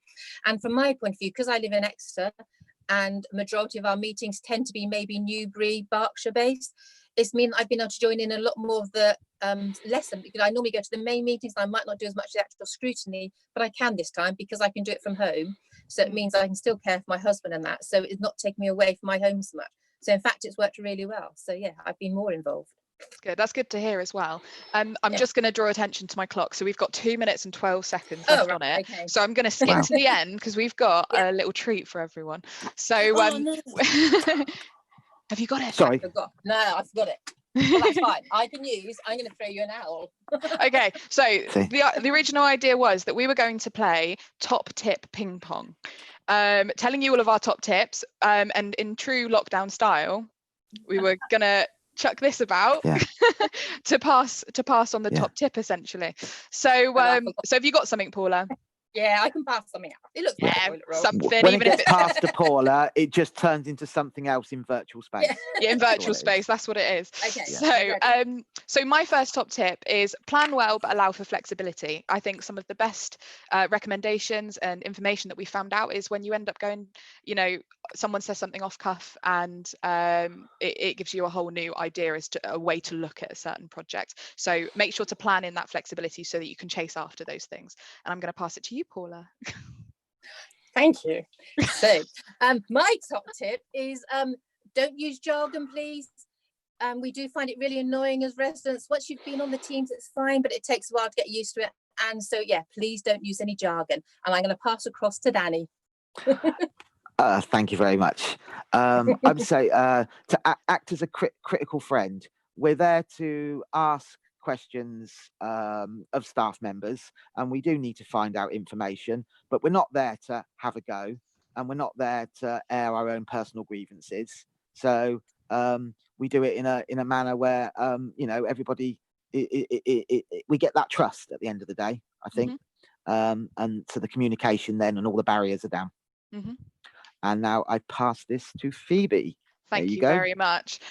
So we've got 16 seconds left. So I'm very quickly going to say, watch out for your mute button. Just make sure that you're quick in turning it on and off. I think that's the best thing you can do in a COVID world. And obviously, there's been a lot of changes to how the consumer is in life, really, and is in work. And I think there's a lot of positives that come from it. And my timer has just gone off. So I'm going to stop talking and hand it back to you.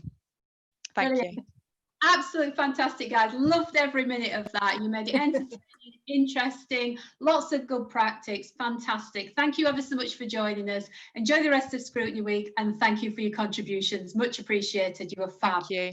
Brilliant. Thank you. Cheers. Thank you very much. Bye. Thank you. Bye. Brilliant.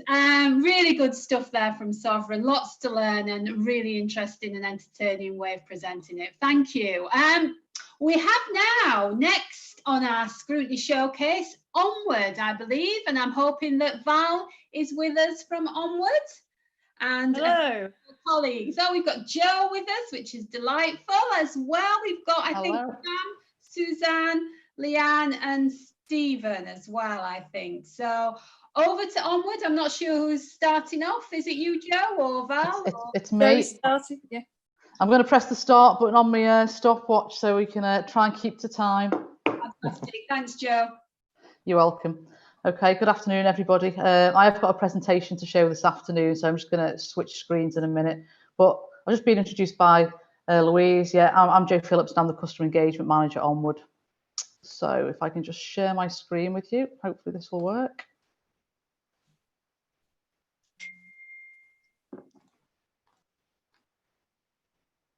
There's always that moment, isn't there? Yeah, it's working. Here we go. Okay, let's move this dialog box out of the way.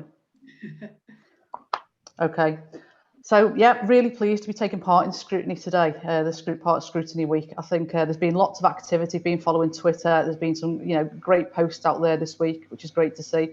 I think TPAS have done a fantastic job. Just starting us off,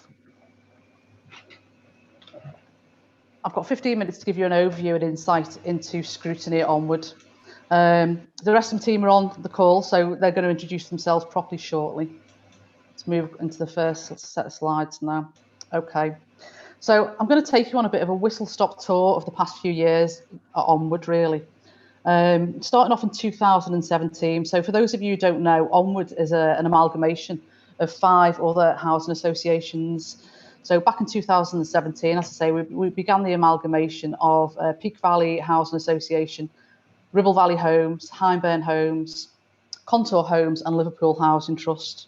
It was no mean feat. 5 different ways of doing absolutely everything, and that includes customer engagement and the scrutiny. We started to kind of like review all of our processes, really, approaches, different ways of doing things, and we set up some working groups of engaged customers to help us shape some of that. So they really had a massive part to play, really, in terms of shaping the way we do scrutiny today, and certainly the way we deliver engagement activity. Moving into 2018, brought in a new customer engagement team, all from different aspects, different previous roles, not necessarily from within Onward either. So once we had the team in place, we then began to build relationships with some of our engaged customers and some of our newly engaged customers, and also began to implement the new framework that had been developing over the past year. Moving into 2019, and I suppose 2018 still really, we really began to embed the scrutiny framework that was shaped across Onward. For us, it was essential that we had buy-in from the top, and I'm really pleased to say that at Onward we have got that. We've got a really strong relationship with our senior leadership team, exec team and board. But as I say, we really worked hard to, I suppose, galvanise that in 2019. Moving into 2020, well, what can I say? It's been a year. We started off with a plan at the beginning of the year to, I suppose, review and strengthen approaches, making sure that our scrutiny framework was fit for purpose. And then what happened? COVID hit. That's presented with loads of challenges, really. Namely, the biggest challenge, I suppose, was, how do we start engaging with teams remotely when most of our work's being done on a face-to-face basis? I think, our scrutiny members have risen to that challenge, and, they're managing to engage remotely with us by, one way or the other, which is really positive to see. I think it's also given us new opportunities to strengthen some of our approaches as well. Okay, so this is our scrutiny framework. So we've got 3 regional scrutiny boards, which are Merseyside, which is led by Val, and Lancashire, led by Leanne, and Manchester, led by Suzanne. Customers who were involved in the previous scrutiny frameworks within the 5 other organisations became part of these 3 groups. So they've come together to form those boards. It was great, really, because they already had an understanding of the skills needed to, deliver, successful scrutiny. Just touching very quickly on our customer engagement community. So as well as building the scrutiny framework, we also spent a lot of time, I suppose, rebuilding our wider engagement community. As you can see, we've got over 2,000 customers involved right across the regions, and they're involved in all kinds of different activity, from task and finish style approaches to looking at policy reviews, customer comms, lots of activity, really. But I suppose one of the things that we did do with this community is go out on a recruitment drive to actually recruit more scrutiny board members. So, as I say, we were successful in recruiting new members from across our regions. We brought in new members for each of our boards, and with them we've designed all of the processes which steer our scrutiny framework. Every quarter they meet to review insight and performance information, and as part of that process they will produce a series of challenge questions for service areas. They will question, where services need to be improved or what's happening. There's also scope to do more in-depth scrutiny reviews. And then finally, they produce their own reports that go along to our Finance and Performance Committee. If you want to check out our scrutiny site on our website, go there. There's lots of useful information. I am now going to hand over to Suzanne, who's going to talk a little bit more about our scrutiny success, recruitment success, should I say. Hello, it's Val talking rather than Suzanne. Oh, okay. Just because Suzanne's sound for some reason won't work. Okay. So we're just handing over just to improvise slightly. So I'm just going to talk to this slide. We've had some really good recruitment successes despite lockdown. This has been Suzanne and the Manchester Scrutiny Board. They had just advertised for some vacant places just before lockdown occurred. And the last thing we wanted to do really was to disappoint the applicants by halting the process just because of lockdown. So Suzanne worked really hard with the scrutiny panel members to get them onto Microsoft Teams, but then also checked out with the potential applicants whether they could actually access Microsoft Teams as well. And she got agreement that they would agree to be interviewed on Microsoft Teams. So Suzanne and members of the scrutiny board actually interviewed the new prospective participants on Teams and did the recruitment process that way. So that went really well. And then those new members are now obviously could use Teams and have joined the group right away and have settled in to the group and taken part throughout lockdown. So I think that was an amazing success for both the Manchester Scrutiny Board and for Suzanne in pushing that forward despite the barriers of lockdown. So shall we move to the next? So what we're going to do now is catch up with one of the RSB members in Merseyside, Stephen Hannon. And Suzanne was going to have a chat to Stephen. I work with Stephen on the scrutiny board, so I've talked to him many times before, so I'll have that chat with Stephen now. Hi, Val. We're going to take the... Here's Stephen. Hi, Stephen. Hi, Val. Hello, everyone. Stephen's actually better on Zoom than any of us. We don't use Zoom at work, but Stephen uses Zoom anyway. So Stephen's the pro at Zoom, aren't you? So Stephen, can you tell us a little bit about why you got involved with the Merseyside Scrutiny Board? Yeah, I really wanted to get involved to try and sort of help customers. I was interested in trying to shape a better service and understanding how things worked, because I was really raw. I didn't know much about it. And initially, I wanted to sort of get involved in my local community, but there was no residents association or there was no other sort of community groups. So with the help of Onward, they sort of steered me in the right direction. And now we've got like a really well-established community group, and I'm really involved in building that better community. Excellent, Stephen. So you got involved in the local community and then saw the advert for Scrutiny and went ahead and got involved in that as well. What difference do you think Scrutiny makes to Onward? I think it's actually quite good that Onward actually listen to what the different scrutiny teams from all over the Northwest do. Their recommendations are really taken seriously. From my point of view, I think sometimes staff can be wrapped up in policy and the rules and regulations of things, and we sort of look from like a grassroots level, from the bottom up, and we sort of give a better opinion. I think that's customer knowledge is really good. Yeah, I think when you look at all the data and then you're looking at it from a different perspective, aren't you, than perhaps the staff would be, and come up with completely different interpretations of that information, which leads to different recommendations. So how would you encourage other customers perhaps to get involved in scrutiny, ones that are a bit unsure? Well, I love it, me personally. I'm disabled, and for me, it was a chance to, sometimes when you become ill, I wasn't born disabled, you become ill. I think I had a lot of spare time on my hands, and I needed something to sort of just keep myself sharp, keep your brain going and stuff like that. And I think if you're going to complain about something, don't just sit there and do something about it. Try and make a difference. So I think hopefully I've sort of helped out here. But I just wanted to I think for anybody else, I think it's a good chance to keep yourself sharp, learn different skills, find out what's going on. And I think you can help improve the service, and that's what mainly matters. And I think for anybody that is, it makes you feel good about yourself as well as, helping other people. So that's what my recommendation would be. Like if it was for anybody, I'd say just go for it, because it's really worthwhile going for it. Brilliant. Thanks so much for that, Stephen. I know you've put loads of time and effort into the scrutiny, and it's been a pleasure having you on board. You've done loads of work in the spare time. You don't just do stuff at meetings. So let's go back to that. Let's have a look at some of the successes of the scrutiny group. Some from Stephen's, some from others. I think Joe's just getting the slide up now. So we've got some examples coming up of some of the successes. To date, the 3 scrutiny boards have carried out 6 reviews, so 2 each. The last one we actually completed during lockdown, so that was a bit of a challenge. We had to do quite a lot of work over the phone, via email, in phone conferences, on Teams. Each review has a really strong focus. It's quite a narrow focus, but that makes wide-ranging recommendations. These are then approved by the Finance and Performance Committee, and actually we send monitoring reports about implementation back to them, and the group members attend those groups.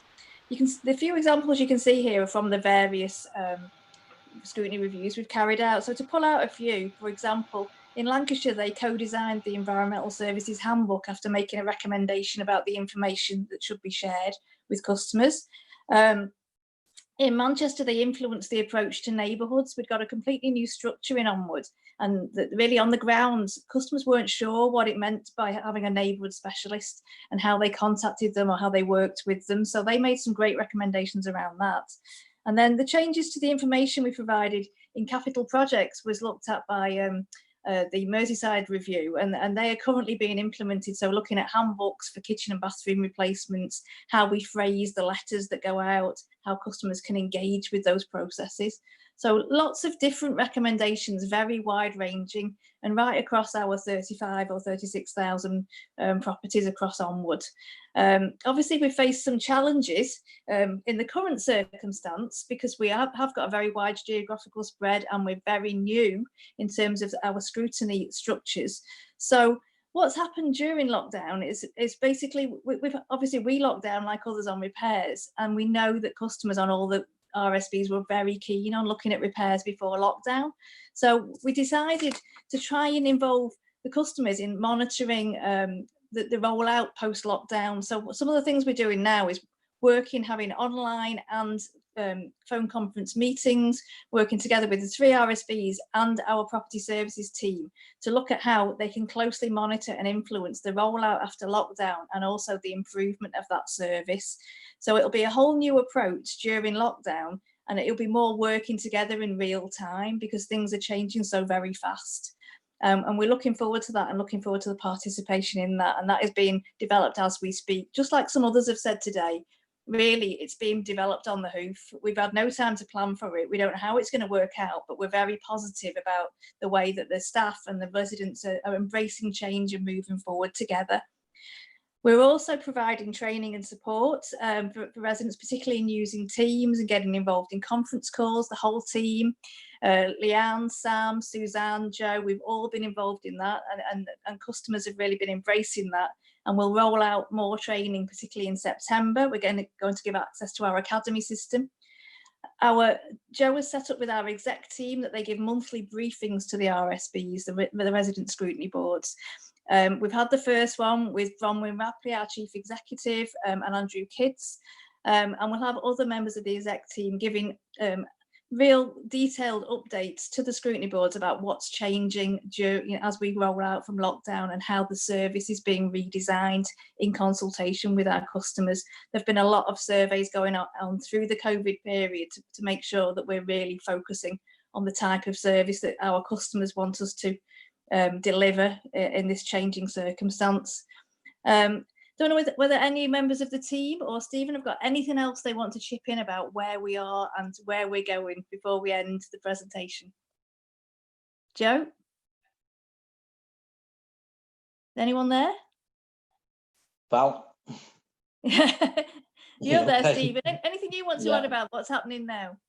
Do you know what? I just think that, particularly at Onward, I think they've just done an absolutely fantastic job on actually pushing things forward with technology, but like Zoom and Teams and stuff like that. I think it's a great way for somebody, especially who has trouble getting out anyway. I think it's just a great thing, and they've actually done so much, not just for as far as the RSB members are concerned. I think as well as staff are concerned, they've really looked after them, done really well. So I'd like to thank everybody anyway personally. So thank you. I think that thank you for those comments, and that brings us to the end of our pitch. Thank you, Stephen. Okay, bye. Bye. Bye. Stephen, thank you for your insight. Really enjoyed it. Thanks to you all at Onward for joining us today. Thank you for supporting Scrutiny Week, and good luck with your scrutiny in future. Cheers, guys. See Thank you. you. Bye-bye. Bye. Bye. Bye. Bye. Okay, that was Onwards, thanks to them. Next we have Estuary, and I think Cherish is going to be joining us from Estuary. Hopefully she's not been waiting too long in the waiting room. No, I can see her now, so great to have you along, Cherish. Hope you're well. Hiya. Over to you when you're ready for your showcase. Okay, thank you so much for inviting us. We are waiting for Julia. I don't know if she's already here. We will check, and if she is, we will let her in as soon as possible. Okay. Oh, here she is. I can see her. So yeah, I'm Cherish. I'm the Senior Customer and Community Engagement Officer at Estuary Housing. Estuary is quite a relatively small housing association. We just have over 4,000 homes in the southeast. Even though we're quite small, we actually cover 14 local authorities across Essex, Suffolk and East London. Julia, did you want to introduce yourself?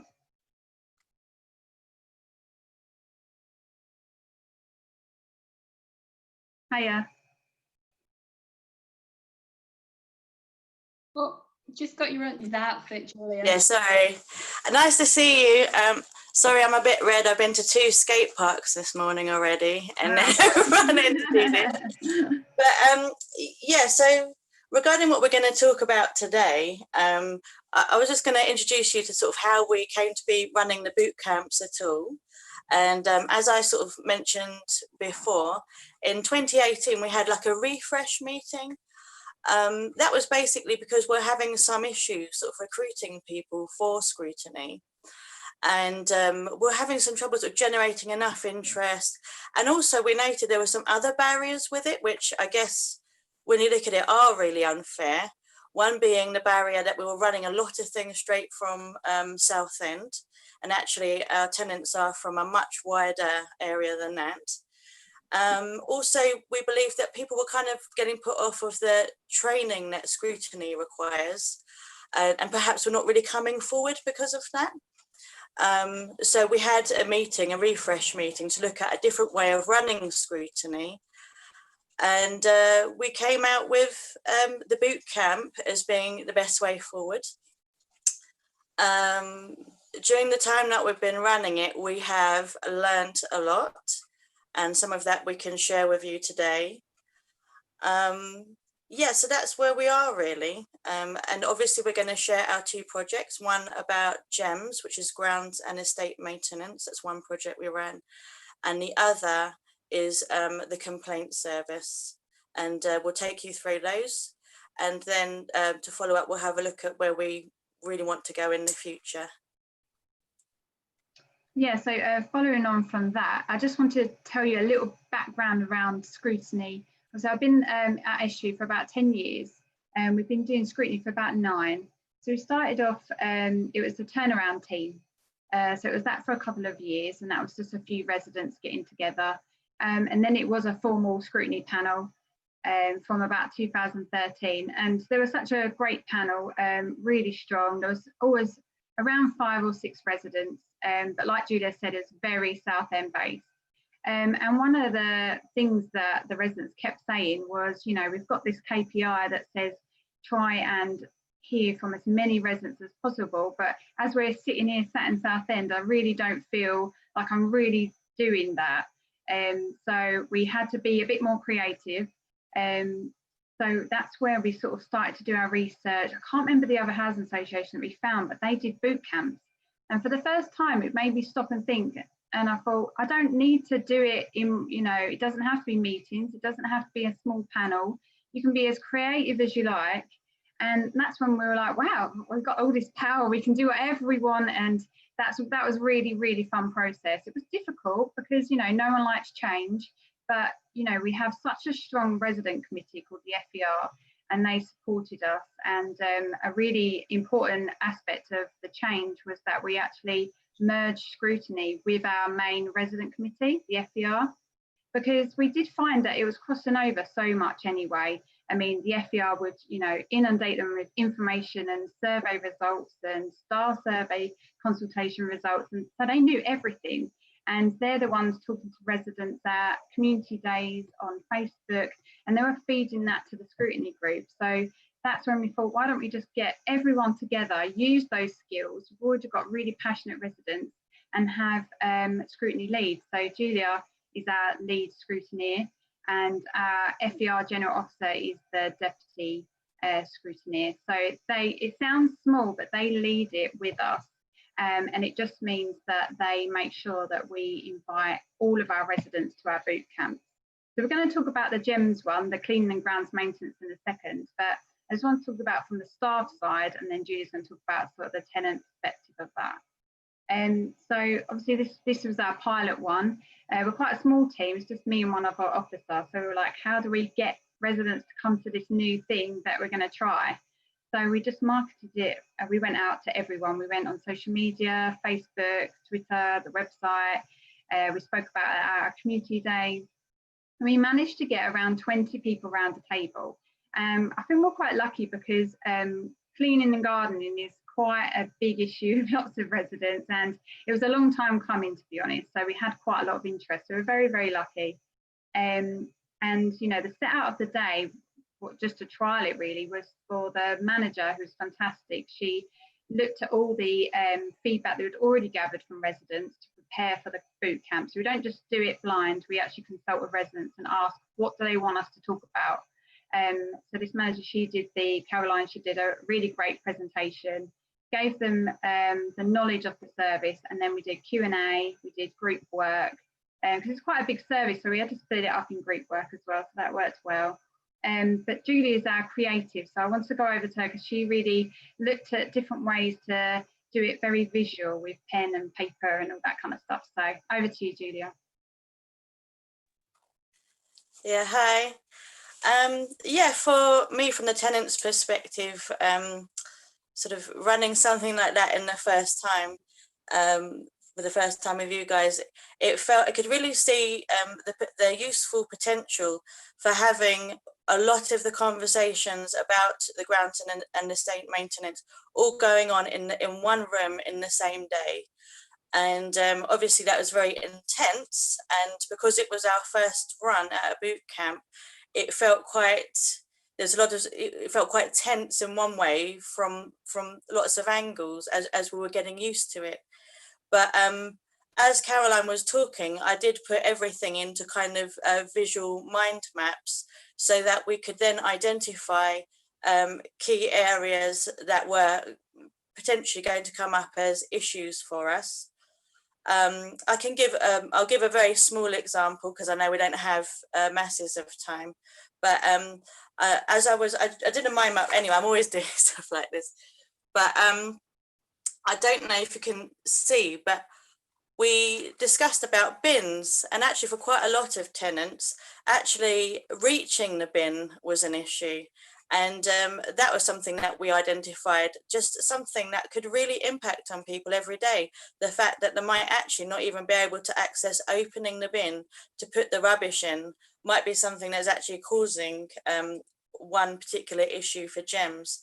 But we mind mapped it all out and got lots and lots of information thinking about it in that way. Another issue that we did identify was that GEMS, whilst they were really fantastic, from a tenant point of view, actually, we could see areas where we actually saw that they were overextending themselves. So, for example, we could see that, oh, so you're offering this in one area, and actually maybe too much. Maybe actually there's potentially a reason to cut back on certain things. So yeah, we could see that, how they were almost trying to do too much of a good job in many ways. Yeah, passing back to you, Cherish. So yeah, I just thought that was really fun, and we documented the day as well. We made a video. It's actually, I think TPAS use it sometimes in training, which I thought that was great. But we interviewed everyone after and said, like, how did you find it? And so we documented it all like that. So it was really a nice way to look back on it and learn from it as well. So we said, how could we improve on the day and things like that? And you know, we're really close with Julia and Linda. We tried to think of new ways to make it even better next time. So the next time was on complaints and feedback, and obviously that's such a big part of the service. But Julia in particular, I mean, she'll talk about in a minute, but she really wanted it less presenting and more, even more interactive. And she even did an icebreaker at the beginning, because that's something that we didn't do, and I think that just made everyone relax.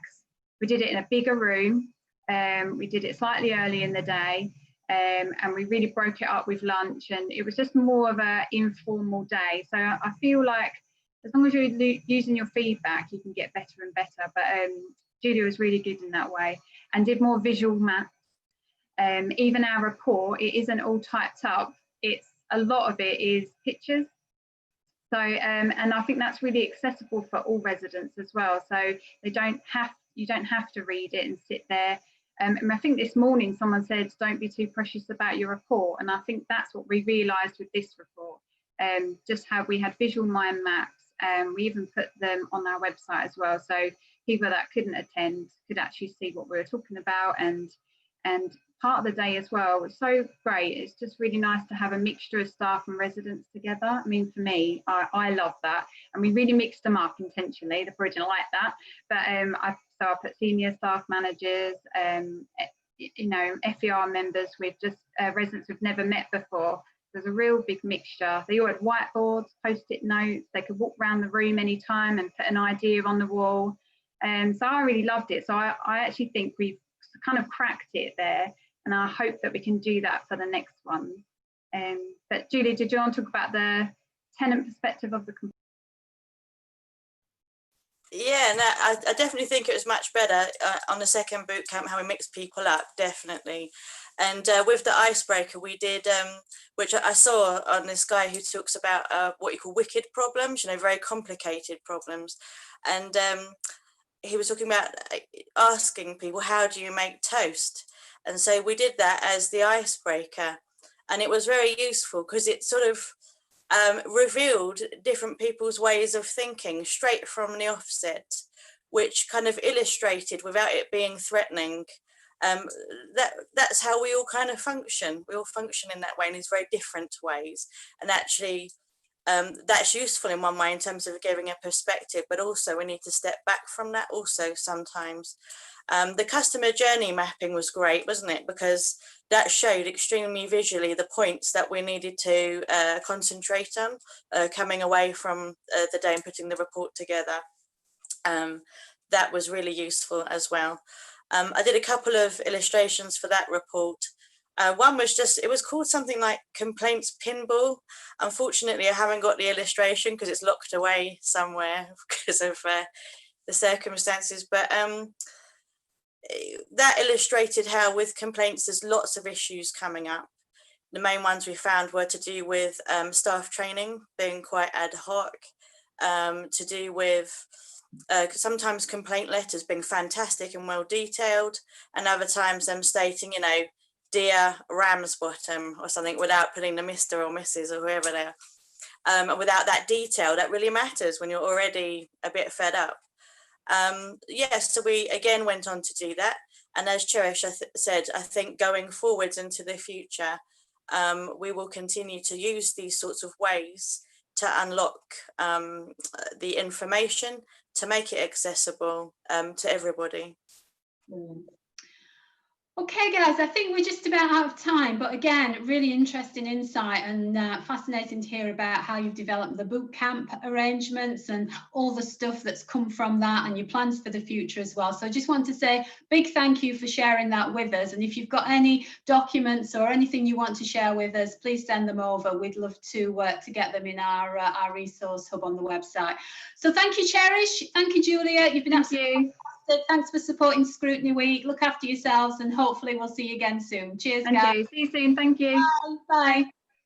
Brilliant to hear there from Estuary then. Again, the sort of variety of different approaches to scrutiny have certainly been on show today with the showcase session. So I'm delighted next to welcome Swindon Borough Council. I think we've got Emmy from Swindon Borough Council and hopefully we've got Phil as well from Swindon joining us. Emmy, I don't know if you're starting the showcase first or whether it's Phil. I think it's meant to be me, yeah. Yeah. Okay, well, when you're ready, you've got 15 minutes to tell us about all the good stuff that's been going off at Swindon. Hi, yeah, so we are Swindon Borough Council's tenant scrutiny panel. We've got 3 members at the moment, but we are recruiting. And I was actually headhunted about a year ago to come in because I've been a community volunteer for the last 7 years. And so the panel asked me to join because they wanted to be more involved in community engagement, get word from the man on the street, as it were, you know, get out and talk to other tenants. And through my other voluntary roles, I was actually out all the time, talking to other tenants, talking to the public, and it was really good as a way of getting feedback, but I didn't have really anything to do with that feedback. We would pass it up to our tenant participation officers, who are actually the same ones who work with Scrutiny Panel, but we weren't really sure what else to do with it other than, okay, we'll pass it on to the council. Whereas with Scrutiny Panel, we're actually able to take that information and then action on it. So I joined about a year ago, and in that time, we've actually been getting out and about. We've been going to community cafes. So we'll sit down, we'll have a cup of tea and a chat. And those are run by the Swindon Street Reps, who is actually another tenant group supported by the council. And we've actually looked into it, and I've checked this with a couple of people now just to make sure that I'm not saying it wrong. But it looks like all the tenant groups supported by Swindon Borough Council are actually tenant-led, which from an engagement standpoint is amazing, because that means it's always the tenants who feedback, it's always the tenants who decide what the agenda is, what they need to be doing. And so, and the council have been amazingly supportive with that through training. We've got some TPAS training coming up next week, but they will give training to other tenants. So from a scrutiny point of view, through going out and talking to people, we've actually found that there were a lot of problems, and Scrutiny, we did a review of the one-stop shop, which is like your main point of contact in the council. If you show up to the council in person to do anything, that's where you go. And we found that people were having their information, there wasn't a good paper trail, there wasn't really a good way to submit it. You just handed it over the desk and hoped that your photocopy was sent to the right person. Through this review that Scrutiny did, there are now 2 encrypted terminals in the one-stop shop, and so the tenants can take their stuff in, scan it themselves, they're given a reference number which is traceable to them, it's traceable to the council. And so if they say we needed this information or that information, you say, well, I submitted it on this day, they type the reference number in and everybody can see where it's gone. As well as that, Phil's trying to shout over me, I told him not to. As well as that, we've actually made the suggestion that these terminals should be out and about in the communities. And so we've identified community hubs, and the council are looking and taking it seriously so that people don't have to make those trips to town. And we've utilised the other community groups to speak to tenants. They're going to offer support so that the other tenants will be able to support people coming in to use that technology. So it's really, that's like a really good example of how the different tenant groups have all worked together to action something that came off the back of one of our reviews. We're looking into some digital media. So we want to get out there, and because we can't physically get out there at the moment, we're looking at setting up our own Facebook page, talking to the tenants through Facebook, and using that technology, we can do surveys, we can collect lots of data, we can feedback our good work to the tenants, we can feedback when the council have got things right to the tenants. Because if you if you go and say Swindon Borough Council to a tenant, they might sort of like roll your eyes, council. But actually, when you talk about individual officers or individual things that have happened, the council, you will get a much different response. The people are engaging, they are happy. They say, oh no, well, I like him from the council, or well, the workmen are all right, I like them, I like the guys who comes around and pick up my bins. But it's getting to understand that the organisation is also made up of people, and because they like the people, it's easy to change the perception and get more positive engagement and feedback. And they like to talk to us because we don't turn up, we're not officials, we're the tenant scrutiny panel, we're tenants just like they are, we're doing this on their behalf, so they're much more likely to engage with us and talk to us, they're more trusting, which is really great. Brilliant, Emmy. Again, just really enjoyed listening to you, sort of talk about the fantastic work that you've been doing at Swindon, and really sort of coming to understand, sort of your enthusiasm and passion for it as well. So great stuff. Thank you for sharing that with us. Shall I hand over to Phil now, or do you? Yeah, let Phil have a go. Brilliant, Emmy. Thank you. Phil, it's over to you for the last bit of your showcase. Are you all right there, Phil? Can you hear me? Oh, he seems not to be able to hear me. He's really not talking, is he? No, I don't know if he can't hear me. Phil, can you hear us at all? No, I'm not getting anything back. Shall I quickly do it? Bless him, technology's gone a bit awry. Not to worry. You tell us a bit more about why you got involved and what drew you to sort of getting involved in Scrutiny. It chased me for about 6 months, actually, because I've been doing community volunteering for the last 7 years.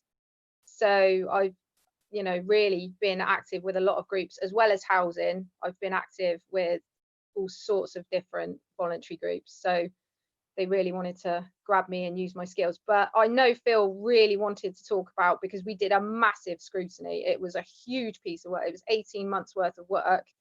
And that was on the repairs system. And we went to the actual site where all the guys were based.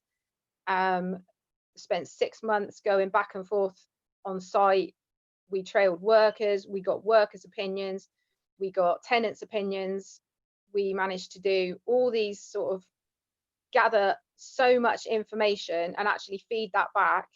And on the back of a lot of our recommendations, I mean, they're actually getting a new site now, because the old repairs site was based at the tip, which is not amazing working conditions.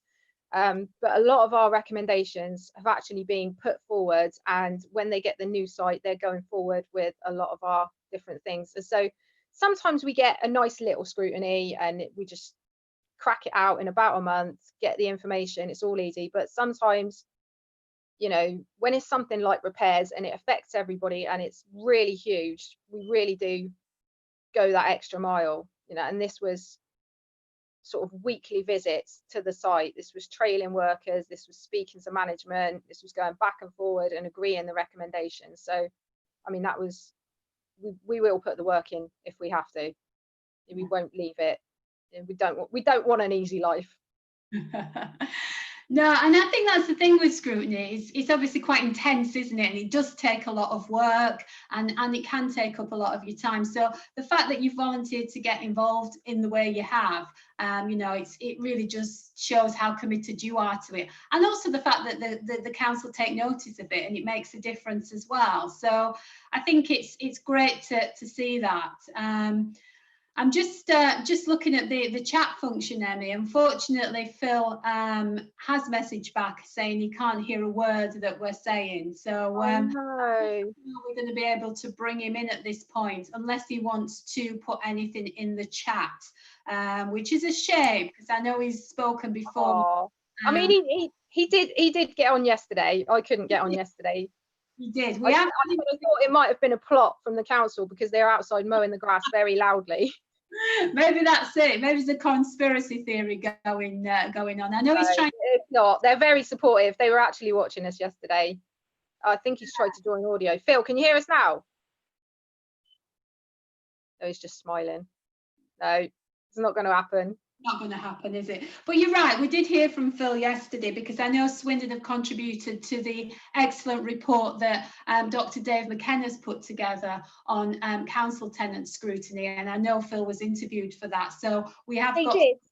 And it was amazing, actually, when I was reading through the report and watching some of the presentation of it as well. And actually, when you look at the senior buy-in, we've got our lead councillor for housing, we've got the director of housing, we've got Arlene Griffiths. She's a very high level senior management, and she's also in charge of the tenant participation team. She's bought into it. All the tenant participation officers, they're bought into it. I mean, people really do buy into Scrutiny in Swindon. They've supported us. They've supported us with technology. They've supported us with hosting 2 now of our Scrutiny networks. And so we invite lots of Scrutiny panels from the Southwest to come down, and we have a networking event.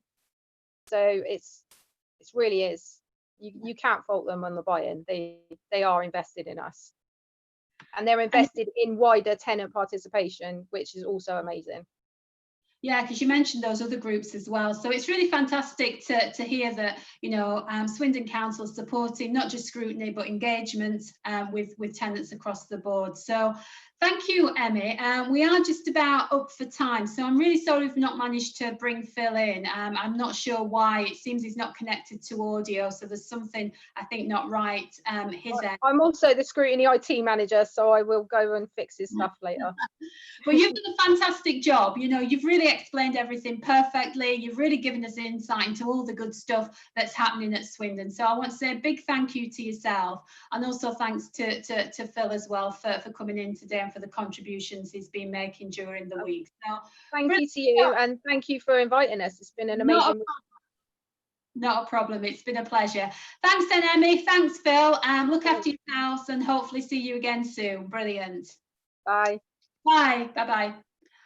Okay, so that was organisation number 15. So fantastic. What a great way to spend a day celebrating Scrutiny by looking at 15 really different organisations from across the country who've absolutely come together to showcase how brilliant Scrutiny is. And, you know, I don't need to say any more, really. I think today's spoken for itself. I hope that people have managed to catch it on the YouTube channel. I hope that people have managed to take something away in terms of tips and advice. But overall, I just hope everybody knows now the power of Scrutiny and the fantastic work that Scrutineers are doing up and down the country. So that's me done. You've been watching the TPAS England YouTube channel. Please do subscribe to it if you've liked what you've seen today, because there's lots of other stuff going off. Tomorrow we are back with a webinar that's taking place, and there's still time to book on that. I think that's 11 o'clock in the morning. And then we're back to wrap Scrutiny Week up at 2 o'clock, just to go through some highlights, but also really to launch our national Scrutiny inquiry. So I do hope you can join me for that as well. So that's me done, folks. Enjoy the rest of your day. Thanks for joining us. Look after yourselves, and we will see you all again soon. Cheers, guys.